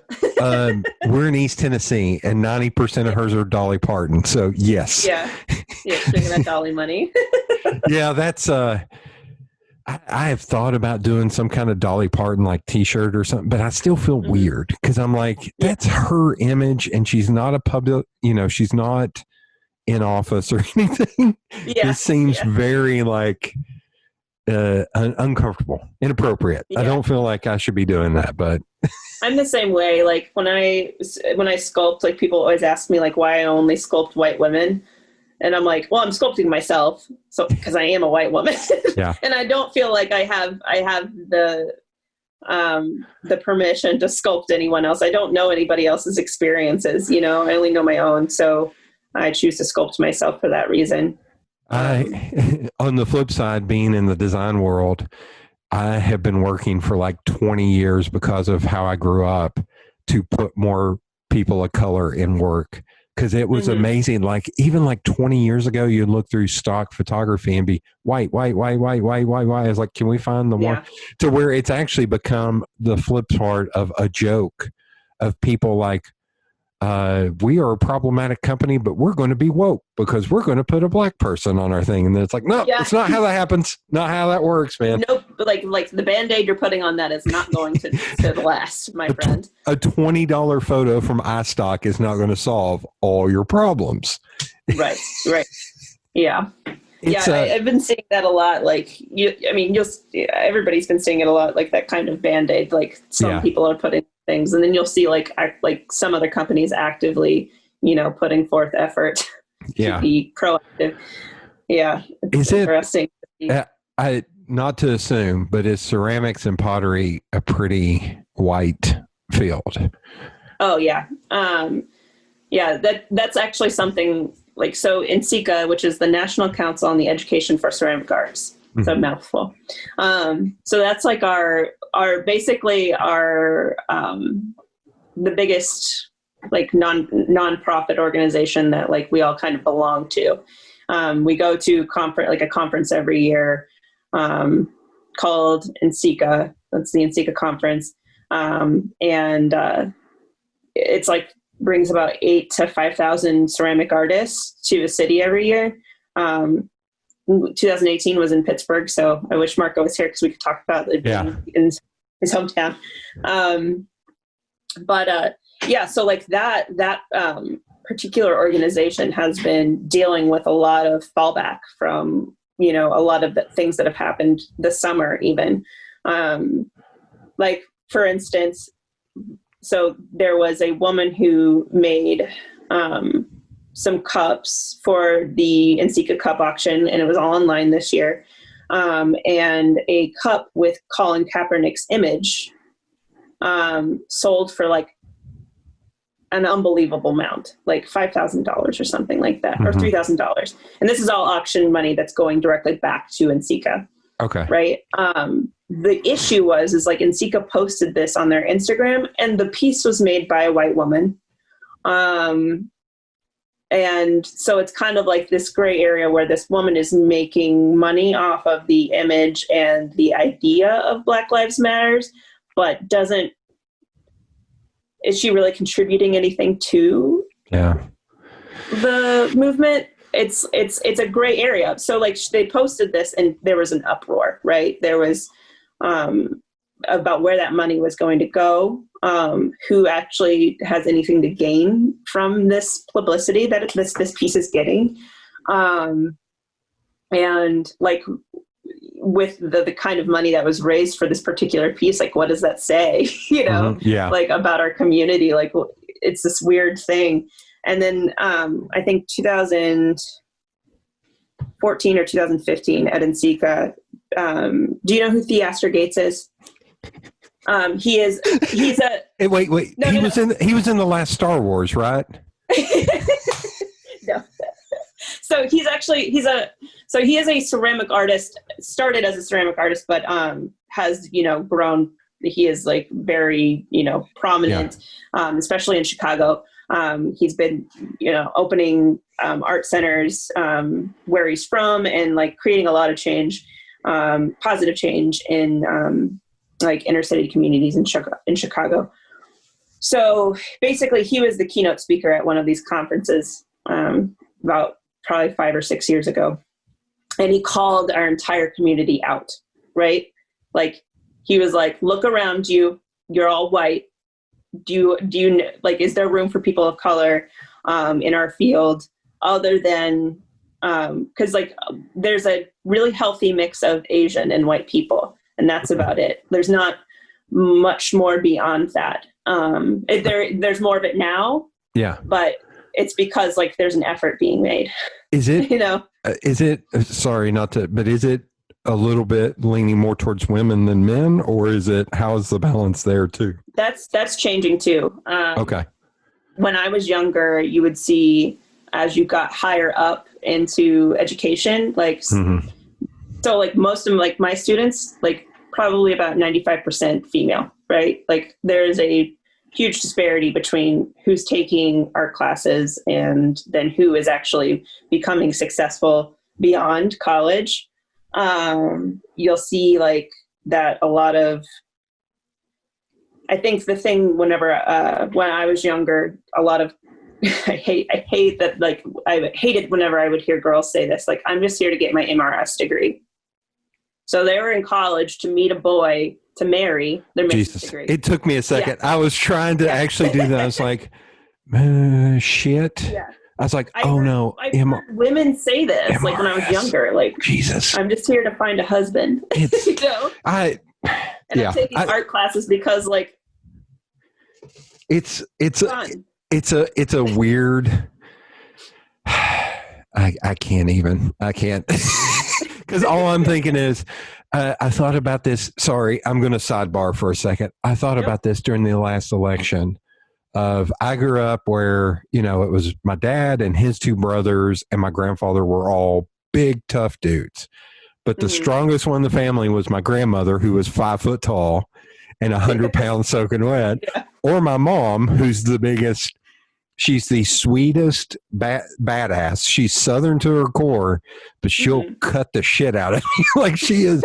So I grew up, and I've got a little sister who's 11 years younger than me. And I see all these women that I know around me that I'm like, you're a Trump supporter because that's who your dad or your husband told you to vote for. And I almost want to yell at them, but I also know on the flip side, I'm also a giant dude, and I can't, the Southernness in me, I can't yell at a woman. I can't do it. I can't do it.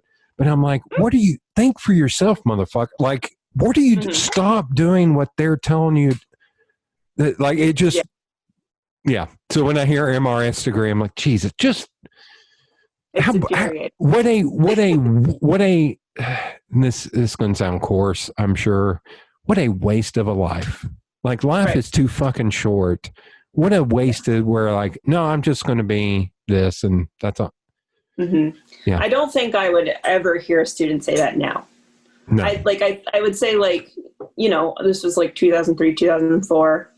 Like, I know that doesn't seem like it was that long ago to me, but like the world has changed greatly since. Yeah. And like, I've been trying to explain that to my colleagues too. Like, they're complaining about like, well, when I was in school, and these are people who are in their 60s and their 40s and me and, my 30s. And we're like, well, when I was in school, I did this. And then I finally stopped everyone. And I was like, these kids are different. I was like, these kids are so different from what we were. They're growing up faster than we were required to. They have a lot more pressure from their parents than we did. Yeah, there's I was allowed to fuck off for a long time. Yeah. Like, I mean, and these kids are pressured to get in and out of school in 4 years. No messing around. Know what you want to be from the get-go. No changing your major. Like, these kids, half of them, like, they'll take ceramics like in their third year and be like, I love this. like it's my favorite thing in the world. And they're just, just, and then they're like, but I'm in my third year. I'm already like an econ major. I'm stuck. Yeah. My parents won't let me change things, and I was like, well, it wasn't up to my parents because they weren't paying for my education. So Yeah, same with me. Although I'd probably make you sick because I went to a community technical school and my first semester cost $385. And my last semester cost $525, and I was pissed that it went up so much. But I was telling my mom this other day. I was like, but I worked and paid for my own college. Yeah. And my mom was like, we were talking about, I worked at Taco Bell pretty much. Mm-hmm. And I said, yeah, I was making $3.65 an hour or $3.68 an hour. And that's after I'd been working there a while. Like, I was like, I know it sounds like I got college on the cheap, but I also was making dog shit money. Yeah. Yeah. So it's weird nowadays because I've got a friend that she is, I'm trying to think how old she is. She's probably 50 to 55, and I hope she doesn't listen to this because she will cut me for saying how old she is. But she is an older designer. And she is very harsh and aggressive. And there's part of me that's like, you were that way because this is how you were a woman and it was fucking hard for you. I was like, but also when I worked at the company, there was a younger woman that worked there that literally worked at the company, did no work, and just got pregnant. She literally had 4 kids in like 5 years. So her job was essentially a way to pay for her pregnancies. Yeah. And I kept wanting to fuss at the older friend and say, you need to fuss at her because you've worked all this hardship and she doesn't give a shit. Stop yelling at me. Start yelling. Yeah. I'm on your team, man. I'm on your team and I'm not undermining you. Yeah, go yell at her. It was, and I think same thing. I think once she got done having the kids, she's out. Like it's her husband. Like it hurts my brain because I was like, somebody else could have had that job and cared about it. And that drives me nuts. There's always going to be somebody that's going to take advantage of, a situation or, and things like that. But like, it's interesting too. Like, we've been talking a lot about like where we're from and like how we're raised. And I think a lot of that plays into like how people, choose to live their lives. I'm like, I see like my husband and I, we are pretty, I think, radical for our families. We moved like far away for a while, which is like unheard of. Like the furthest most of our families move away from each other, like solid, like 3 hours. So, when we moved, more than 1,000 miles away to Montana, and we basically isolated ourselves, that was like unheard of. And like, we were taking a big financial risk, and it hurt us for a while, but now we're on the bounce back. But like, that kind of risk is unheard of, like where I'm from. Like people just, stick with their factory jobs and work on building up their retirement. But like the thing is like, that's, I think, a thing of the past. Like we watched Matt's father, like basically work his entire life in a factory trying to build up to a retirement that barely supports him now, Yeah. Because a lot of that, like all those things were in place when he first started that position or working there in the 80s, and slowly over time, the perks of working in a job like that were stripped away. Yeah. And then like, he's at the end of it now, retired and has not a lot to show for it. Yeah. And he invested over 30 years of his life into this company, That happened with my dad, and because he was a truck driver and he was with the Teamsters. And I know in the last 5 years, the Teamsters kind of started screwing the truck drivers because they were like, well, we have deals with these big corporation trucking companies, and you're going to have to take a pay cut because everybody's taking a pay cut. It's like, no, you're literally a union. You're here to support us. Yeah. and you're fucking us because you're making it like it was disappointing. But it was the same thing with Dad. He was like, had I gotten into Teamsters 7 years earlier, I could have retired earlier. But because he didn't, he couldn't get out. But then by the time he was getting out, they just kept dwindling down to a point where it was insane. Yeah, I had that talk with a friend of mine who is a police officer. And, you know, everything that's happened this year, he's a police officer actually in Gatlinburg, funnily enough. Oh, and wow. And he wrote a very eloquent post on like, he's like, dude, I'm about to retire. He was like, this was a job. This was a steady job. I didn't get into this because I have a passion to fight crime. I'm not Batman, you know. He was like, going through all this, he was like, I'm worried for the future because I'm worried there's no either good kids that are going to get into this, that should be doing this, that should be civil servants, that would be part of the community, or I'm worried people that just want a job and are never going to cause any of the problems that are happening are not going to do it. So you're left with shitheels. Yeah. And he was like, that actually makes me a little sad. And I was like, fucking A, man. Like, I was like, man, I want to clip this out. And I was like, right in the middle of all this shit, he was like, we're going to lose a lot of good. And I understand, you know, I grew up where I was playing with a black friend of mine when I was a kid, and the cop pulled up and called him the N-word when I was like 6. And I went over and kicked the cop in the shin. And nothing happened to me, of course, because I'm an ally from the start. Yeah. And it's just, but I think about that a lot. Like, God, that's a whole nother Jesus. That's a whole nother alleyway. I will say, to give you on this end, graphic design is only 3% black. Wow. Which is sad, but it's also a big time wealth inequality issues. A lot of the kids that go to design programs. And so I've been working really hard because of my old high school and stuff on trying to get more black kids into design. And it's weird because our overriding group, AIGA, decided to push like 10 years ago for more women in design. And then it hit a point to where I think women in design make up like 2/3 to 3/4. And I was like, my brother owns a pretty big marketing firm in Kansas City. And like, it's like 50-50 women and men, but not, I don't know about like his roster, but I'm sure there's probably not a lot of people of color. Oh yeah, but in going to like doing portfolio reviews and shit around here, it's like 80-20 women over men, and it's some, you can get some, but very little persons of color. But I've been working hard on trying to get more. But it's weird because AIGA hit a point to where it was predominantly women, and they're like, all right, now more women in power. And I presented that to my board, who was all women.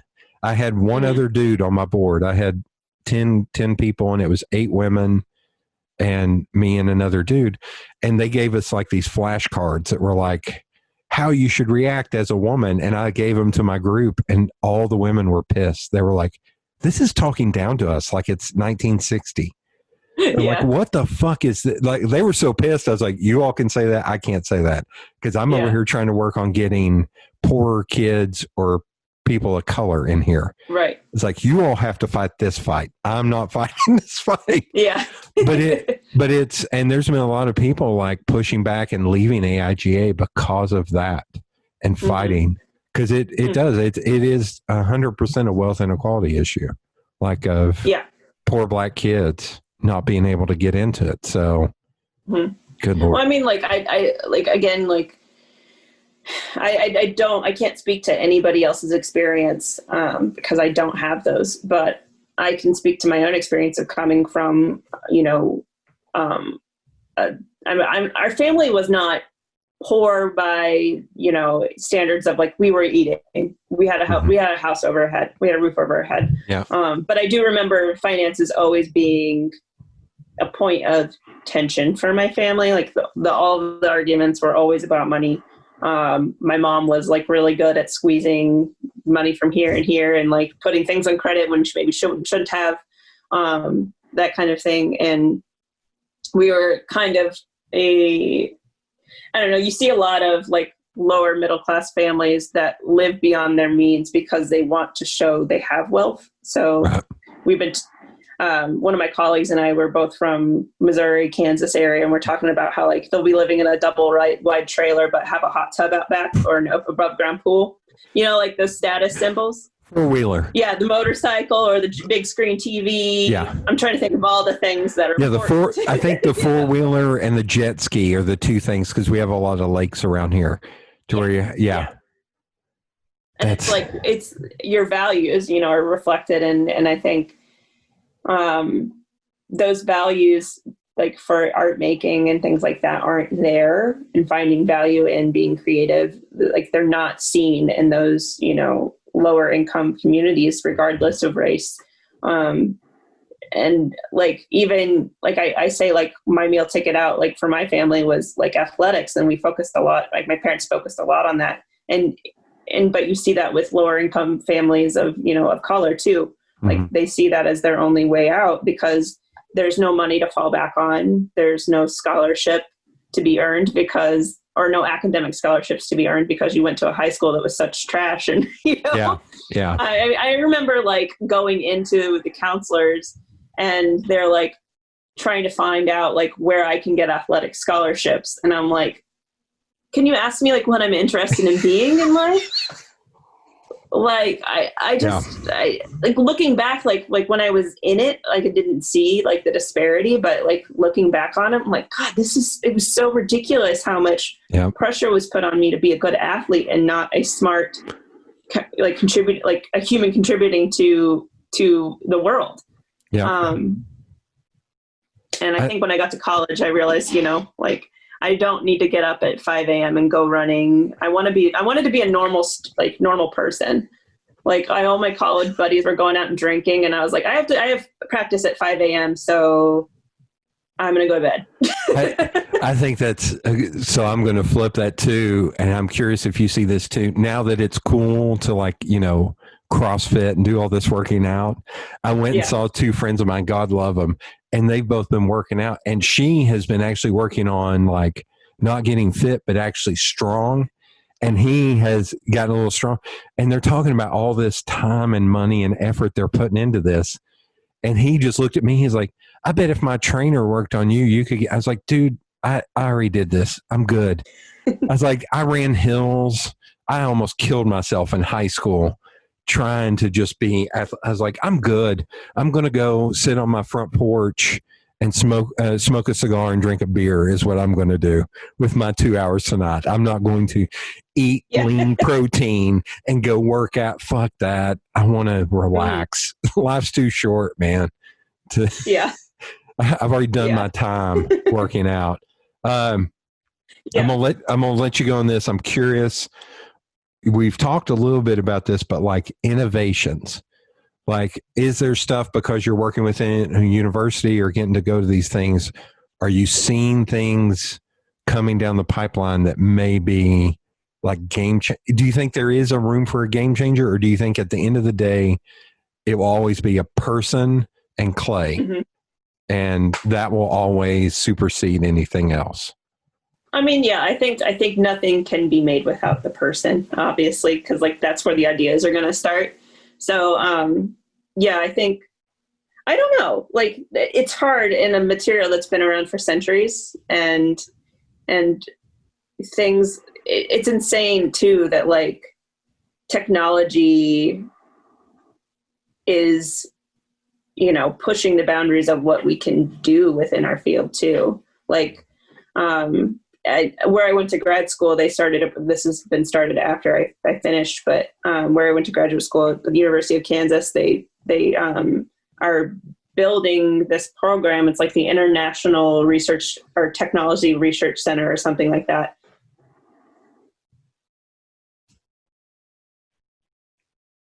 Enters the RAM press, CNC machines, things like that. Like any tool that you could use like in clay, regardless of whether it actually is a product in making any of the clay or forming any of the clay pieces. It's just like, I don't know. We can go on about it for hours, but I don't think that there's anything that's like mind-blowingly new within our field. We're all just basically recycling like all of these things throughout history because like everything has been done. We can't reinvent anything anymore. I mean, if there's a new technology that's introduced, maybe. Yeah. 'Cause I know that like 3D printing, like that was the thing for a while. I was so annoyed like when I finished grad school because like it like was a technology that was being introduced. And so I finished grad school. And then when I found myself applying for all of these academic positions, that was another thing that were requiring us to know how to do. Like how to use clay, like how to build and, hand build, how to sculpt, how to throw on the wheel. And now let's throw in slip casting and 3D printing. You must know how to do all of these things in order to teach at this university. And it's like, how can you know how to do all those things? Yeah. Like I can help students like and lead them in the right direction for most of them. But like there's no way that anybody's going to be well versed enough in all of those things to teach them well. Okay. Yeah. So I don't know, like I'm seeing more and more like that approach is being abandoned a little bit, the one size fits all like professor. Like here at OU, like I teach more sculptural practices, and then we've got Doug Casebeer, who is a wood fire potter, and then Stuart Asprey, who makes utilitarian vessels, but they're very like highly decorated, very like one of a kind, like he's not a production potter by any means, but the illustration is definitely the end game for his work. Okay. But it's really interesting to see like how these three different personalities can come together and like teach one individual, right? Yeah. And how like those three different ways of making can influence like one student. And it's a lot of fun to see how like all of these things kind of meld and mix together and come out of like one person. It's like they're the filter basically for all of these things we're throwing at them.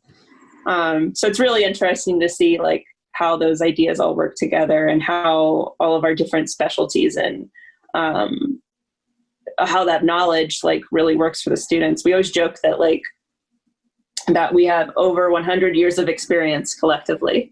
Wow. Most of it is Doug's. He's been in the field for about 40 years or more. So yeah, but between me and Stuart, like that's about a total of 100 years. So oh my God, that's hilarious. Yeah, that's yeah, I'd be curious if there's like kids that take all of your old stuff and then like, well, have you ever thought about doing this? And it's almost like a melding of all three, like this piece from this piece from this, and this piece from this to get something new. Well, yeah, I mean, it's great I'm gonna put new in air quotes.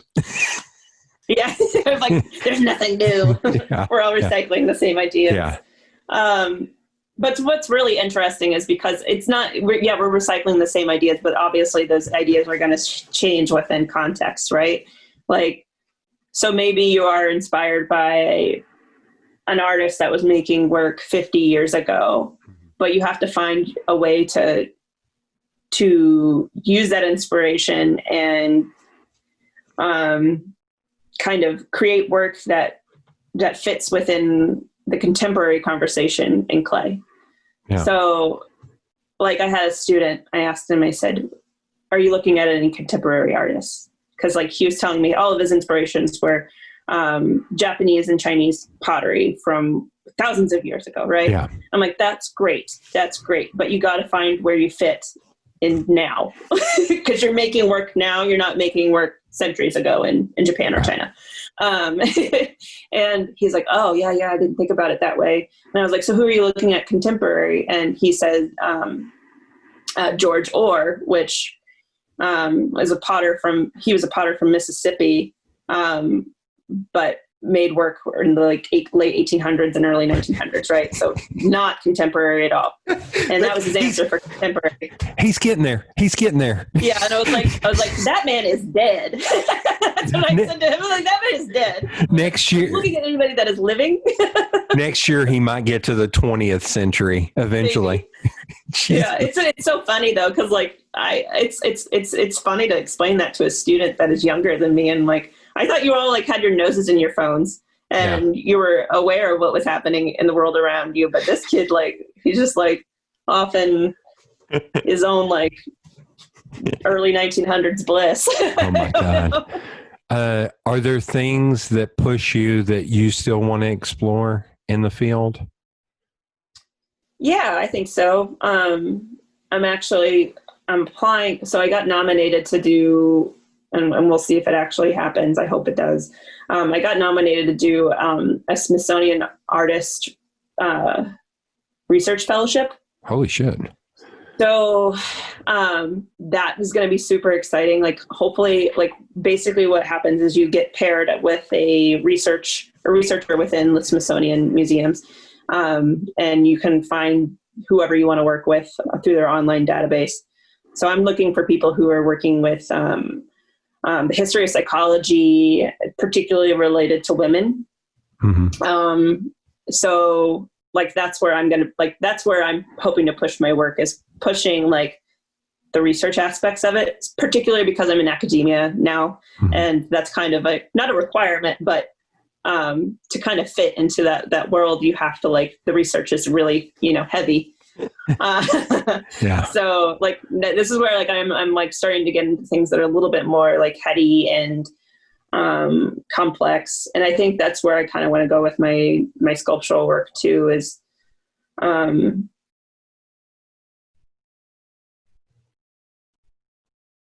work. And but I also want to start, I'm finding myself being more I wouldn't say I call myself an activist or anything. Maybe like just an advocate for young women and young people of color, and just artists that are beginning their careers in general, and helping them like find, where to go. Like that's what, like, one of my biggest goals is, like, I feel like, not because, again, like I keep going back to like where I'm from and those resources, but I feel like I was never told what to do. I had to figure it out on my own. And I had a lot of colleagues that were told that, like, where their path was laid out in front of them. They were, like, this is where you need to go. This is what you need to be doing. They started, like, I feel like my starting line was way back here and theirs was way up here, and I'm just now catching up. But I think also, like, recognizing that, like, I had to play catch up made me scrappier, and a lot more resourceful. Yeah. And I want students to, like, be able to.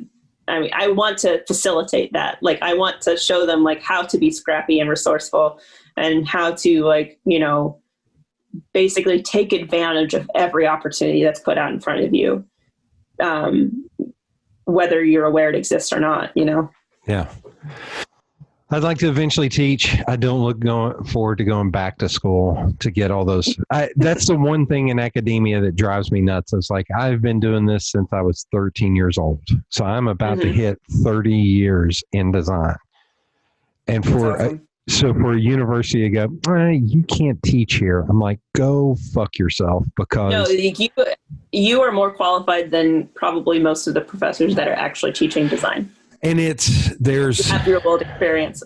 Yeah. And I have a weird trajectory and path. And I know two people who are teaching now that in their business, every single job they get is handed to them. Like they've never had to sell. They've never had to work. And they're teaching kids. And there's the dickhead part of me that's like, I don't want them teaching kids. I want to be teaching those kids, because those kids are never going to learn. Exactly what you said. You're going to have to fucking work for it. If you expect everything to be handed to you, you're good luck being an accountant in 10 years, because that's what you're going to have to do in order to make money. And That's a frustration point for me right now is, fuck, man, I can't even be an adjunct professor because I don't have a master's. I was like, that, you're out of your fucking... Yeah. It's me railing against the proverbial man of like, yeah. No, I get it. Like we have faculty here that have been teaching here, since the 80s. But I don't know that they've had a lot of, experience actually working in the field. Yeah. And I think that's a disservice to students because you're teaching them things that you learned when you were in graduate school, 30 years ago, and things have changed a lot, and I think we have to be aware of the world changing, and especially as an educator, like that kids are going to be different over time. It's not a one size fits all. I can't teach students the way they did back 30 years ago. We can't be reminiscent about how we, went to school and how we were learning because it's a completely different world now. I think I had a marketing and PR teacher in college that they graduated, got their bachelor's, went out and worked doing marketing for a trucking company. I'm not kidding you, for 6 months. Quit, went back and got their master's, and has taught ever since. And all I think about is like, wow, you don't know shit about like social media or any, like you would be a horrible teacher now. Like, yeah, no offense to them, but yeah. And well, I think it also requires like evolving with the time, you know, like you can't like get angry and curmudgeon-y whenever something new comes out. Right. Like, so in ceramics, I think that has a tendency to happen. There are a lot of people who are very like purist and old school and, want to keep things the way they always have been. And I'm like, you know what, if technology is going to make life easier, if it's going to make the processes that we use easier, then I am all for it. Yeah. Give me an electric kiln any day, Yeah. And if we can put a touch screen on it, like which we have now, then let's go for it. And then but then we have people like, well, your next thing they're going to put TV screens on it. I'm like, well, that would be stupid. Who would want to sit and watch TV on their kiln? That would be akin to. I just love that like the screen is like my cell phone, and it's easier to understand now because like ceramics is finally like getting with the times. Like we can't romanticize like the old way of doing things all the time. And even dealing with like, I got to imagine kilns can have their own personality. It's like ovens and shit of like, okay, now, you've got to turn this one just to this level or all that stupid shit of like, I will say, did you watch the movie Chef with Jon Favreau? I did. Yeah. Okay. So he now has a TV series on Netflix called The Chef Show. Where it's him. Have you seen that? Yeah, I've watched it a few times, yeah. So one of the new episodes is some bread company in, I think, New York. And they have this big, giant machine that essentially makes the bread for them, and they've got a touch screen. And to actually flip with what you just said, it kind of made me sad. Because I think they present themselves as like these, well, we're handcrafting the bread. I was like, no, you're not. It's all, you're Merida. You're Sunbeam. Stop acting like this is that shit. Like you're literally, it kind of bummed me out because it was like, I think like 11 ovens stacked on one another, and it was a lot quicker. And I was like, man, I'm sure that bread's good because it's fucking bread. you warm it up and slather butter on it. It's going to be amazing. Yeah, it'll be good. But that kind of bummed me out a little bit. I was like, okay. Okay. Yeah. And like I say all these things, like I'm like encouraging the use of technology in some aspects, but I have no clue how I know how to use a 3D printer, like in the most rudimentary sense, but I don't implement that kind of stuff in my work, but I'm not going to scoff at people who do. Yeah. I mean, everybody is like turned on by different things. If the technology is what brought you to ceramics, then I'm all for it, Yeah. Like I'm always telling students too, like they'll come into the classroom and be like, well, I'm a painter. I'm a painter. I'm like, you can paint on clay. you know? Yeah. Or Yeah. they'll be like, I'm a printmaker. I'm like, you can print on clay. You can literally do anything you can do in any other medium with clay. Like, it's like the great equalizer. Yeah. I always think there was a History of Rock show on VH1. This is 20, 30 years ago. And David Bowie was talking about the invention of the synthesizer. And he was like, you know, the synthesizer came out and it had this big, thick book. And it was, if you want it to sound like violins, here's the 10-step process to make it sound like violins. He was like, well, the first thing I did was throw away the damn book, because if I want violins, I can get violins. I want to figure out the weird shit this thing is going to do. So I feel like it's almost the same thing of like, oh, yeah, you can do this all, you know, whatever. Or, you know, you're a painter. Come over here and do it on it. Like, figure out how to make it work. Yeah. Which you've always learned in this fashion. Yeah. It's just like, it's just another tool. Ceramics can just be another tool for artists, you know, to play with. And, you know, it's informative for other materials too, I think. So like, that's the thing is like, people are always like, well, with my work particularly, like I've gotten some flack for using house paints on some of my pieces because like it requires it. Like instead of using glazes. And I'm like, nobody's eating off of my sculpture, so it's not necessary that it's food safe. And then there's the question of whether it's archival. And I'm like, let's just saying like any painting isn't archival because I use paint on it. Like, that's a stupid excuse. And we just get, and then there's like that using cold finish. I'm like, it's paint, call it what it is. What is cold finish? So it's another word for, so it's like saying like you're not requiring a kiln for the surface. So instead of calling it paint, they call it cold finish, which I think is so stupid. I'm like, I'm painting it. That's when you add another zero on the end of the cost of the thing. It's a cold finish. Yes. It's something to make collectors feel like it's still ceramic, right? Because there are collectors out there that like, if the materials aren't all ceramic, they won't buy it. Wow. It's so silly because they're ceramic collectors, right? Yeah, it's crazy. But my retort to that, and honestly, I got this from my mentor Beth Kavanagh, but like she says, you know, well, paint is 90% clay material. The only thing that isn't clay is the binder. So it's either the latex or the acrylic or the oil or whatever. But honestly, everything that makes up the color, everything that makes up the material, it's all clay. It's all like ceramic material. You can fire house paint and sometimes get a glazed result. Really? Because of the materials that are in it. I had no idea. Jesus. You can fire primer, and primer will fire kind of like a white slip onto a surface. Really? Huh. So yeah, it's an argument that cannot stand up in court. I'm like, paint is clay. You're wrong.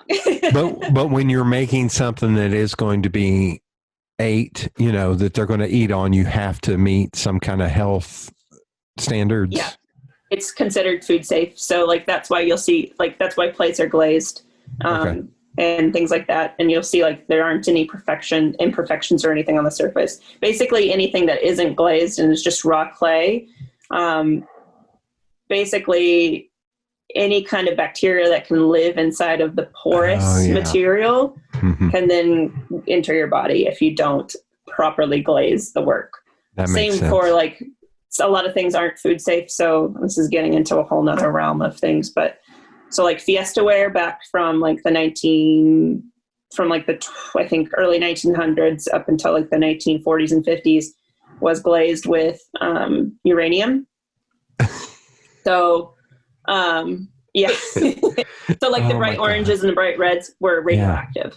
And you can still find plates and use, you know, I can't remember what the tachometer or whatever, but you can use that to like detect how much radioactivity a plate has. So there are materials out there that aren't food safe that maybe were considered safe once upon a time, like like lead as well.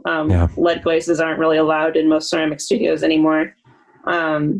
Also, like, we have to be careful about glazes containing like barium carbonate, because that's a neurotoxin, and it can leach from the glaze into your food depending on like what kind of foods are on the surface. So like a really acidic, like a lemon will erode a glaze if it's not properly made.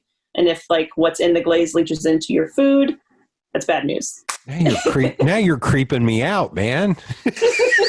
It's highly unlikely that anybody has any of those things in their cupboards at home right now. Okay. Like, all of those materials have been completely eliminated from industrial use.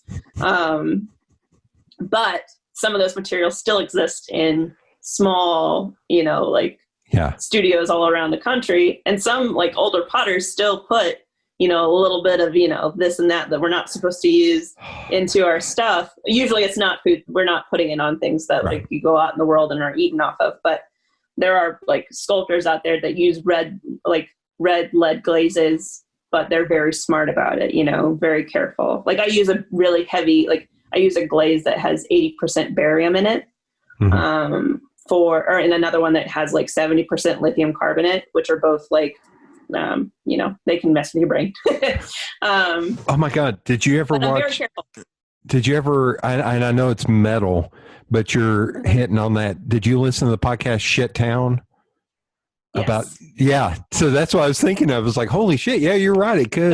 Those kind of things they've happened to potters. Like, you'll hear about, I can't remember. There was a particular artist that was using a clay that had a lot of manganese in it. So it produces beautiful like black clays, but it's a neurotoxin. And so slowly over time, like, they'll start to develop like, strange. And this particular artist stopped using that clay, and eventually the neurological things that were happening slowly disappeared, because his body got rid of the manganese that was like, residing basically. My God. So it's bonkers, and we have to be really careful, just like with any art, like printmaking is very similar. Oh yeah. When I was working at a print shop, and one of my buddies who does web design, I did business cards for him, and he came in to visit me.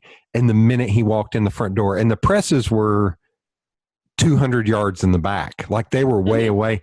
And he walked in, he was like, what the fuck? He was like, what is that? I was like, oh, that's probably ink and press wash. And he was like, I can smell it up here. I was like, yeah. And he was like, how do you know I have headaches? He was there for 15 minutes and had a headache. Mm-hmm. And I was like, oh, I've been around this shit since I was like 13 years old, brother. I was like, yeah. I mean, like, and I think like, people are seeing like the repercussions of working in our field too. And some of our colleagues, like, my former professor from undergrad, the woman that I was talking about, the real tough cookie, she actually passed away 2 years ago. I think it was 2018. She had lung cancer, and they think it was, caused by working for so long in clay. She was a smoker too, so it wasn't but I like how you held on to that for a second. Oh yeah, she was a smoker too. Yeah, she was a smoker. But I mean, but a lot of it, like, what she had, like, they're like, a lot of it was caused by working in ceramics, because her office, the ceramic studio where I went to undergrad was not set up very well. So her office was like, basically like, one of the ventilation systems was pumping like some of the debris and material from like the glaze mixing room into her office.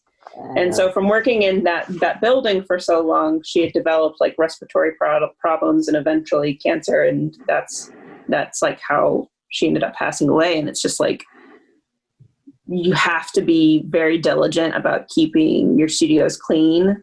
Mm-hmm. I tell my students that we're getting into studio safety now. God, I'm talking a lot. I'm so sorry. No, you're fine. Just please mention OSHA. That's all I want is. So my print shop. We learned the only way we can get things bought or taken care of at school is if we say student safety is at risk. So the print shop. We need this because of student safety, and then we get it. The print shop in my high school, Mr. Miracle was the teacher, and he was old school. Like he was a printer in the military. Like he actually worked, I think, at NORAD doing printing in there. And you talk about weird, like, God, how many chemicals are in his brain? Because he was 3 miles underground, 4 miles walking back to like all that shit. But he would make us take an OSHA safety test before at the beginning of every school year. And if you did not get 100%, you could not step foot in the shop. Like he was. Good. So, although God love him, I was working doing strip up before burning a plate, and I cut off the tip of my finger, and I put a Weber reel pad, which is essentially like a cotton ball, on it, and walked up front, and I was like, "Can I get a Band-Aid?" And he was like, "What happened?" I was like, "Well, I cut myself on the X-Acto blade," and I started telling him, and I was bleeding on the carpet as he gave me a 15-minute long lecture on OSHA safety. And learn your lesson before we get you any help. Yep. So, and because of the cotton ball, when I pulled, you talk about pain, like, because all the fibers had gotten, it's frozen.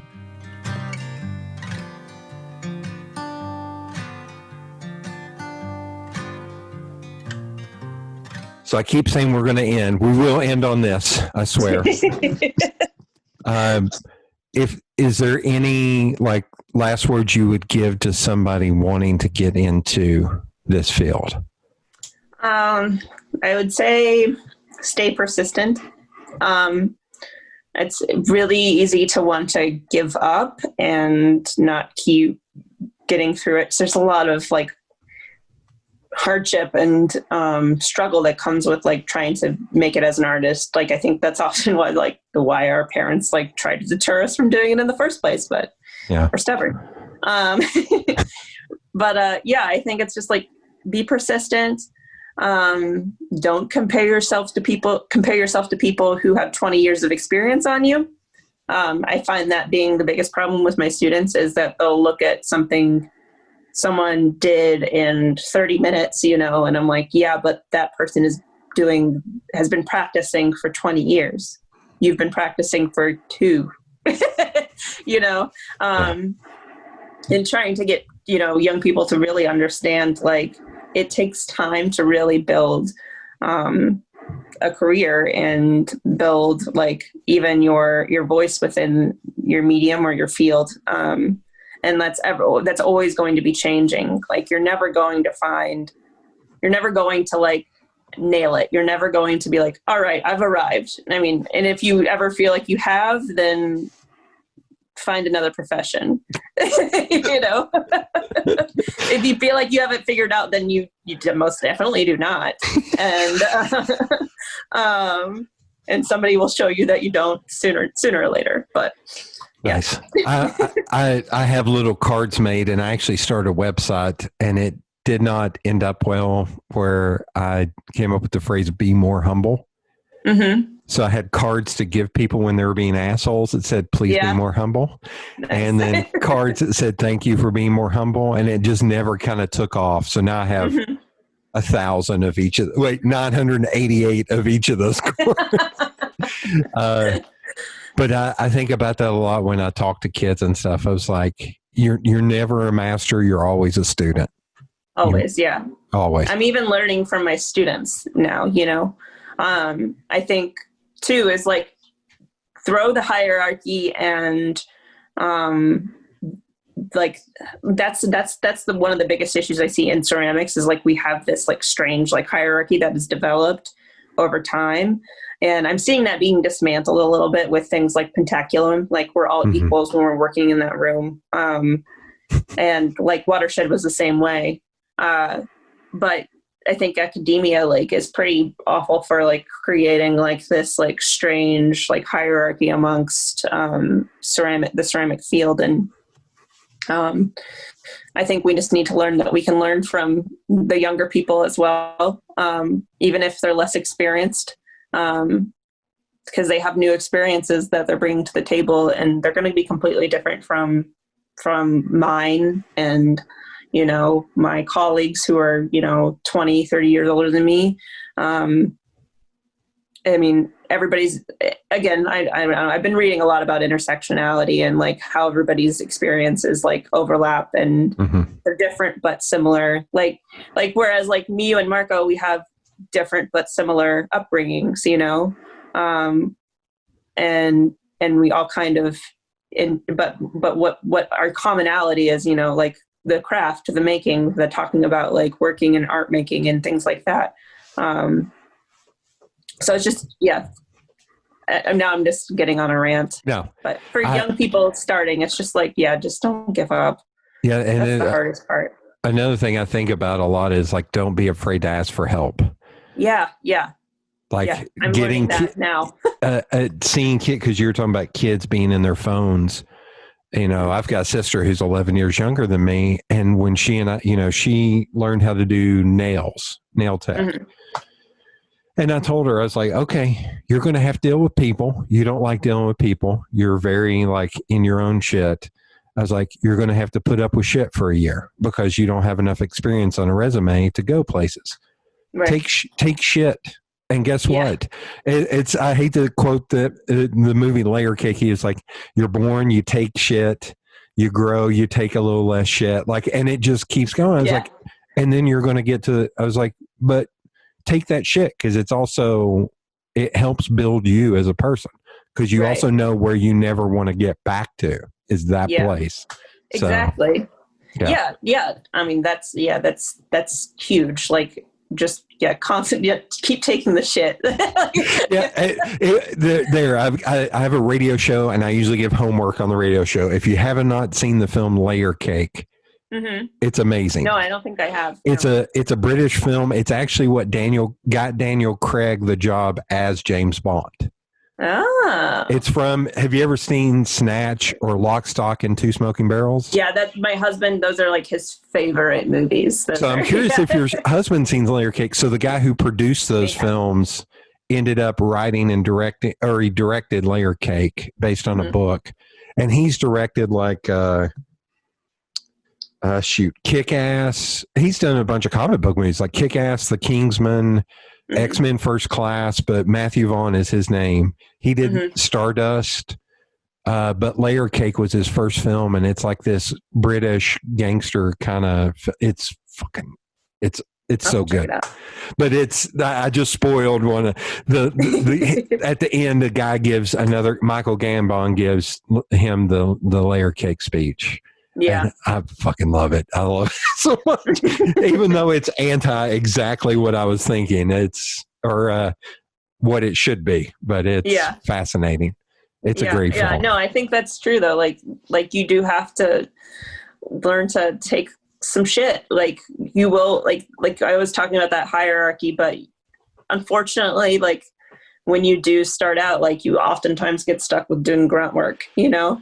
No. I take, you know, I used to take pride in how much like physical labor I would do, but now I don't do much anymore because other people do it for me. So I got fussed at by a guy for saying this, but it was whenever I talk to younger people, I was like, there's two books that I took a lot out of that I think if you read them the right way, you can take a lot out of them. And one of them is now horrible, but it's The Fountainhead by Ayn Rand. But it's the basis on the dude is an artist. He got really good at what he did because he's a architect. And, you know, he learned what he knew, and people who didn't know wanted to change it. And he was like, no, this is why I do this. Yeah. And you want to undermine that because you have money or something. I was like, that's bullshit. So he quit that job. Now, of course, there's all kinds of other crazy shit in that book, but that aspect really spoke to me of like, you don't hire a plumber and then stand over him and say, now do it this way. Yeah. And the other book is the first 100 pages of Great Expectations about what it means to be an apprentice and learn from people smarter than you. Yeah. And I had a guy yell at me about both of those. He was like, Ayn Rand, that's some crazy libertarian. I was like, Jesus, dude, you didn't listen to. Okay. There's one thing I was saying. Yeah, there's something to be said about the message of, if you're an artist, like kind of believing in yourself, because that's hard a lot of the time. So yeah, I agree. Like you have to have, and I've always had this like kind of thing in the back of my head. And I know that like maybe it's a weird thing to be driven by. But since I was a kid, and I know this sounds crazy, and I know everybody probably thinks this, but since I was a kid, I thought I thought I was going to be famous. Right? Like I thought I was going to be famous. You fit in with the entire culture now. You're just famous for no reason. That's the way I think especially like 90s kids, like we were like taught like, you know, you're going to go on and be president. Like we were taught like we could be anything we wanted to be. And most of those were like fame seeking, right? Like if so-and-so could do this, you know, I'm going to grow up to be a famous somebody, you know? And I always thought that, you know, but now I'm looking back and I'm like, well, I've gotten some notoriety within my field, so that's good enough. You know? Yeah. Yeah. I don't mean you and Bryn Deerjerk, who sat behind me. Like I'm sitting there, I'm like, I have a bunch of followers on Instagram. And then I look at y'all and I'm like, what the fuck, man? Like I am child's play, man. I am nothing. It's like I've worked for 13 years on that though. Oh yeah. Well, not 13. Yeah. 13. Fuck. God, it's been that long since I've gotten on Instagram. Yeah. But yeah, it's been a long haul. Like people ask like, how do you do that? I'm like 13 years of being on Instagram and constantly posting. I mean, it's work, but now it's like it's a, I don't know, but with that kind of following though, you realize you have responsibility to use it, you know? Yeah. But I also see, I struggle with this there's a young woman that I know that I feel like she kind of lives in a little bit of an echo chamber of all of it. What is, in the Steve Jobs book, Walter Isaacson called it the reality distortion field, which is you're just, and with her, there's part of me, because she's like 22, 23, that I kind of want to set her down and go, I know everyone talks about how cute you are and how awesome like she's an artist. I'm going to go, I need you to keep working. You need to keep getting better. You need to keep pushing. I was like, because you're posting a stupid selfie like as an artist that does nothing for you or your field, or you're getting 300 likes talking about how they like your earrings. I was like, keep working on, like, keep evolving, keep getting better, keep striving for more. Yeah. Like, I don't know, but I'm also a big goofy dude, so I can't make that, sit her down and have that comment. Yeah. Well, that's what's tricky about social media, is that it can give certain people a false sense of, you know, like all it takes is like the right person sharing your work or something, or like somebody catching on it. And there's plenty of bad pottery out there that is getting a lot of attention. And I always tell my students to like look at Instagram and Pinterest and all those things with a very discerning eye. Just because somebody has 100,000 followers does not necessarily make that person's work good. You know, and then they started coming to me and like, is this person's work good? And I'm like, I'm not the judge. You are the judge. Like, I'm telling you to look with a discerning eye. You make that judgment call. I'm not going to be the person to tell you whether this person is making good work. Because like I have my opinions about some things, and you know, they may not align. You know? Yeah. And I do see that there is value sometimes in like the people that are like not necessarily making what I think is good artistic ceramic work, but it's getting ceramics out there to a broader audience, to people who may not see it in another sense. So whatever, more power to those people. If you're making money, you're making a living. That's great. But yeah, I agree. Like if they're 22 and like they're like hitting a plateau, and like, you're like, and I've seen this happen to a lot of good friends of mine. Like they burn themselves out, you know, like they work so hard to like, build this thing by the time they're 25, and then they're like, they just crap out. I can go, I don't know how much I want to go in down the mic on this. This person drives me a little nuts because I think they are working to not an MRS degree, but an MRS lifestyle. Because I know that's the path. Fuck, I don't know how much of this I should be saying on mic, but I think that's the path that I saw their mom go down, because I've actually known their mom for 20 years. Mm. So you're seeing a pattern. Yeah. And I'm like, because there's part of me, like, it's going to sound selfish, but almost like in a vacuum, there's like, wait, you're getting work that I could and should be getting because you're hot, you're trending, you're hot Right. now, Yeah. but you don't give a shit about this. And 5 years from now, you won't be doing this anymore. I was like, Right. that's where I start to get bummed out. I was like, this is my life. Like, this is, I live, eat, breathe shit, this stuff, man. This is, you know, if this is a passing phase for you, please go ahead and go away. Yeah. But if you want to get better at it, fucking A, I'll meet with you once a month and we'll talk about ways you can get better at doing this. Like, Right. I want to see your success, but if this is just, you know, something you don't plan on doing, then fucking get the fuck out. Yeah. Yeah.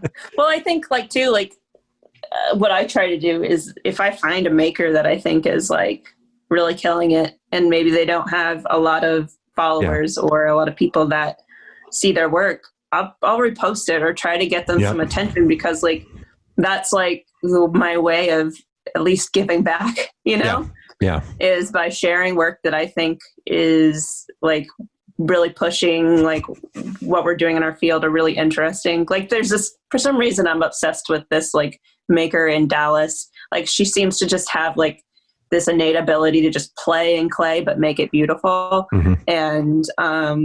And like I bought a few pieces of her jewelry and stuff, and I'm obsessed with it. And like she's like, I don't know why you just keep supporting me, but I really love it. And like every time I buy a pair of earrings, like she's like, you're the first person to buy anything today. I love it. Thank you so much. And like just knowing that like my support is like building this person up.